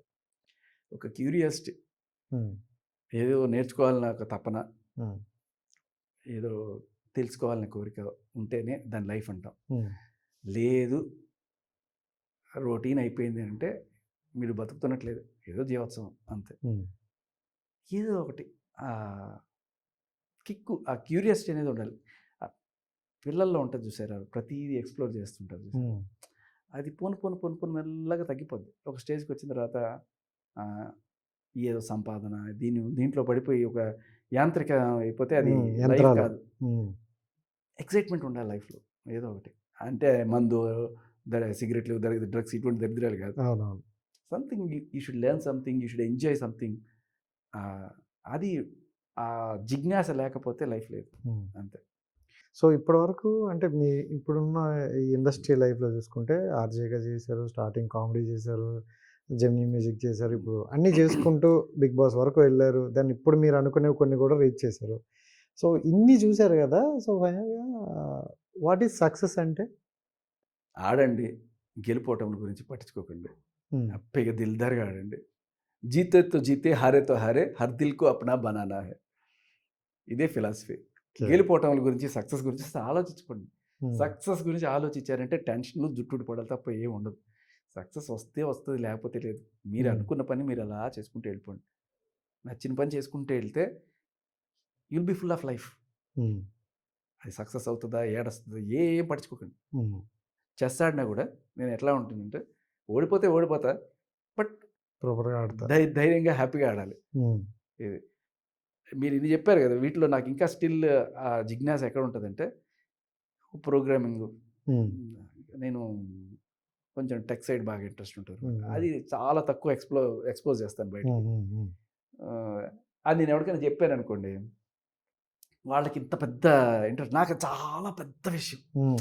మీ అందరికి ఇవన్నీ ఏదో శేఖర్ భాష ఇది పోరాడుతున్నాడు, లేకపోతే బిగ్ బాస్, ఇవన్నీ మీకు చాలా పెద్ద విషయం కదా. Hmm. నాకు చాలా పెద్ద విషయం ఏంటి తెలుసా, Hmm. వాట్సాప్కి కాలర్ ట్యూన్స్ కనిపెట్టాను నేను. ఓకే, నేను కనిపెట్టేశాను ఇది అని చెప్తే ఓకే ఫైన్ అంటారు. అంటే ఏంటంటే ఎవరన్నా వాట్సాప్కి మనకు కాల్ చేసినప్పుడు Hmm. మామూలుగా ఏమొస్తుంది మీకు, కుర్రు కుర్రు కుర్రు కుర్రు అనే బోరింగ్ రింగ్ టోన్ వస్తుంది. అవును. ఇంత అడ్వాన్స్డ్ వాట్సాప్ కాలర్ ట్యూన్ ఎందుకు పెట్టలేకపోతున్నారు? ఇప్పుడు ఫోన్ చేశాను అనుకోండి, మన ఇష్టం వచ్చిన పాట వినిపించవచ్చు కదా, పెట్టుకోవచ్చు. అలా వాట్సాప్కి ఎందుకు పెట్టలేకపోతున్నాం మనం? Hmm. ఈ దీంతో నేను చేసి నా ఫోన్లో చేసుకున్నాను నేను. ఓకే. దాన్ని సరే వాట్సాప్ వాళ్ళకి కూడా ఏదో పంపించాను, బట్ వాళ్ళకి ఏవో పాటలకు సంబంధించిన రైట్స్కి సంబంధించిన ఇష్యూస్ ఏదో something, but we can do it in our phone it self. నాకు ఫోన్ చేస్తే చక్కగా నా ఇష్టం వచ్చిన కాలర్ ట్యూన్ పెడతా. అది నాకు చాలా పెద్ద అచీవ్మెంట్ అనమాట. వచ్చింది. చాలా కిక్ ఉంటుంది. ఇలాంటివి ఏదో చేసుకుంటూ ఉంటాను. ఆటోమేషన్ చేయడము, ఇంటికి నేనే లాక్స్ అన్ని తయారు చేస్తా, అంటే స్మార్ట్ లాక్స్ లాంటివి తయారు చేసి, అది కూడా చాలా తక్కువ కాస్ట్లో అనమాట. అంటే డబ్బులు పెట్టి కొనుక్కోలేను కాదు, ఆ 1000 రూపాయలు ఇది చేస్తే అదొక కిక్. అవును, కరెక్టే. 10,000 పెట్టి బయట యాక్చువల్లీ ఎలా ఉందంటే చిన్నపిల్లలు అప్పుడు ఎలా అంటే వాళ్ళు ఏదైనా ఒక వస్తువుని, అంటే చిన్న పడవ చేసింది కూడా ఒక పేపర్తో చేస్తే తండ్రి దగ్గరికి వచ్చి చూపిస్తారనమాట, ఇది నేను చేశా అంటే అది ఒక అద్భుతం. సో అదే అంటే కొనలేక నా కిక్ ఏంటంటే ఎవడు చేయలేని పని మనం చేయాలి, అప్పుడే కిక్కు. ఈ వాట్సాప్ కరెక్షన్స్ ఇంపాసిబుల్ ఇప్పటివరకు కరెక్ట్ ఎవరు చేయలేదు, బట్ చేశారు. We could do it. అది తీసుకెళ్ళి కొన్ని ఛానల్లో కూర్చొని చూపించా, ఇది డెమాన్స్ట్రేషన్ కూడా ఇచ్చా. ఆ వీడియో ఎంత పోయింది తెలుసు, 1000-2000 అంత పోయింది. ఎవడు పట్టించుకో, మీరు అన్నట్టు తోటలు వేల్చాలి. సో ఓకే, ఇంత హ్యాపీగా ఉన్నారు కాబట్టి వెళ్ళే ముందే ఈ క్వశ్చన్ అడుగుతా. సో జనరల్ లాస్ట్ క్వశ్చన్, చాలా హ్యాపీగా ఉన్న మనిషిలో చాలా బాధాకరమైన కొన్ని ఉంటాయి. సో మీరు ఎప్పుడు నవ్వుతూనే ఉంటారు, అందరికీ ఏదో ఒక ప్రాబ్లమ్స్ వస్తే సొల్యూషన్ చేస్తూ ఉంటారు. సో అలాంటి శేఖర్ భాష లోన్గా ఫీల్ అయినా, డౌన్గా ఫీల్ అయినా ఒక రోజు ఆ లైఫ్లో తీసేయాలంటే ఏం తీస్తారు? అండ్ నా అదృష్టం ఏంటంటే కొంచెం మతిమరుపు ఎక్కువ నాకు, మర్చిపోతుంటాను. But to say few like మా brother, I lost my brother very early ఏజ్లో 30 years ఉండగానే హీ పాస్డ్ అవే. తర్వాత నాతో పనిచేసే ఒక కొలీగ్, ఒక అమ్మాయి ఆర్జేగా చేస్తున్నప్పుడు suddenly she passed away. I mean brutally she was murdered ఒక విజయవాడలో. అది ఫస్ట్ టైం నాకు అటువంటి షాక్ తగలడం. సరే అంటే కొలిగైనా కూడా ఆ రోజున షో చేయడానికి గొంతు రాలా.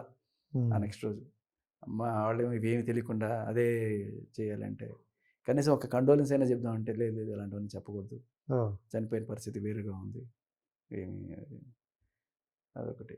మీరు చూడండి లక్ష్మీ సుజాత అని, she use to be news reader. సరే అది తర్వాత నేను ఇంకా అది చెప్పుడిపోతే ఉంటాయి. అంటే only thing when I lose A person, నాకు బాగా కావాలనుకున్న మనిషి ఎప్పుడైతే పోతారో అప్పుడు కొంచెం చాలా బాధ ఉంటుంది. కొన్ని it will go for about 5 ఏళ్ళ వరకు బాధపడిన సిచ్యువేషన్స్ అలా ఉన్నాయి. I'm back. బట్ తర్వాత నేర్చుకుంది ఏంటంటే యంగర్ ఏజ్లో ఆ బాధలు ఎక్కువగా ఉండేవి. బట్ తర్వాత ఇట్ హ్యాపెన్స్. ఇంకా అవుతుంటే ఎవరూ శాశ్వతం కాదు ఇక్కడ, అంతే. బయటకు వచ్చేస్తాను నేను. No point. అంటే కొన్నాళ్ళు ఏంటంటే వాళ్ళ మెమరీస్ పెట్టుకొని అలాగే బతుకుతుంటాం పాటలో. Some time you should come out. అవి కొన్నిసార్లు పోవాలనే పోవు, ఎందుకంటే ఆ టైంలో మనతో ఉన్న జ్ఞాపకాలు అవి. At the same time thank you so much first of all. మీరు చేసే ఏ పనైనా నలుగురికి ఉపయోగపడాలని చేస్తున్నారు. అండ్ ఎక్కడ నేను చూసింది ఎక్కడ డబ్బు కోసం కానీ, డబ్బు రావాలని కానీ. ఇప్పుడు ఫర్దర్గా మనం ఇప్పుడు ఇది 3-4 ఇంటర్వ్యూ అనుకుంటా. కొంతమంది అయితే కొంచెం స్టేజ్ అయ్యిగా మనీ ఎక్స్పెక్ట్ చేసి చెప్తుంటారు. బట్ నాకు తెలిసిన డే 1 శేఖర్ భాష ఈరోజు అలాగే ఉన్నారు. So thank you so much. అలాగే ఉండండి. సో ఖచ్చితంగా అయితే మెన్ కమిషనర్ వస్తే చాలామంది మీ పేరు చెప్పుకుంటారు. సో అంటే మీరు అనేటట్లు ఒక్క చిన్న ఆత్మహత్యనైనా ఆపామంటే మనం చాలా ఆపేసింది. Thank you so much.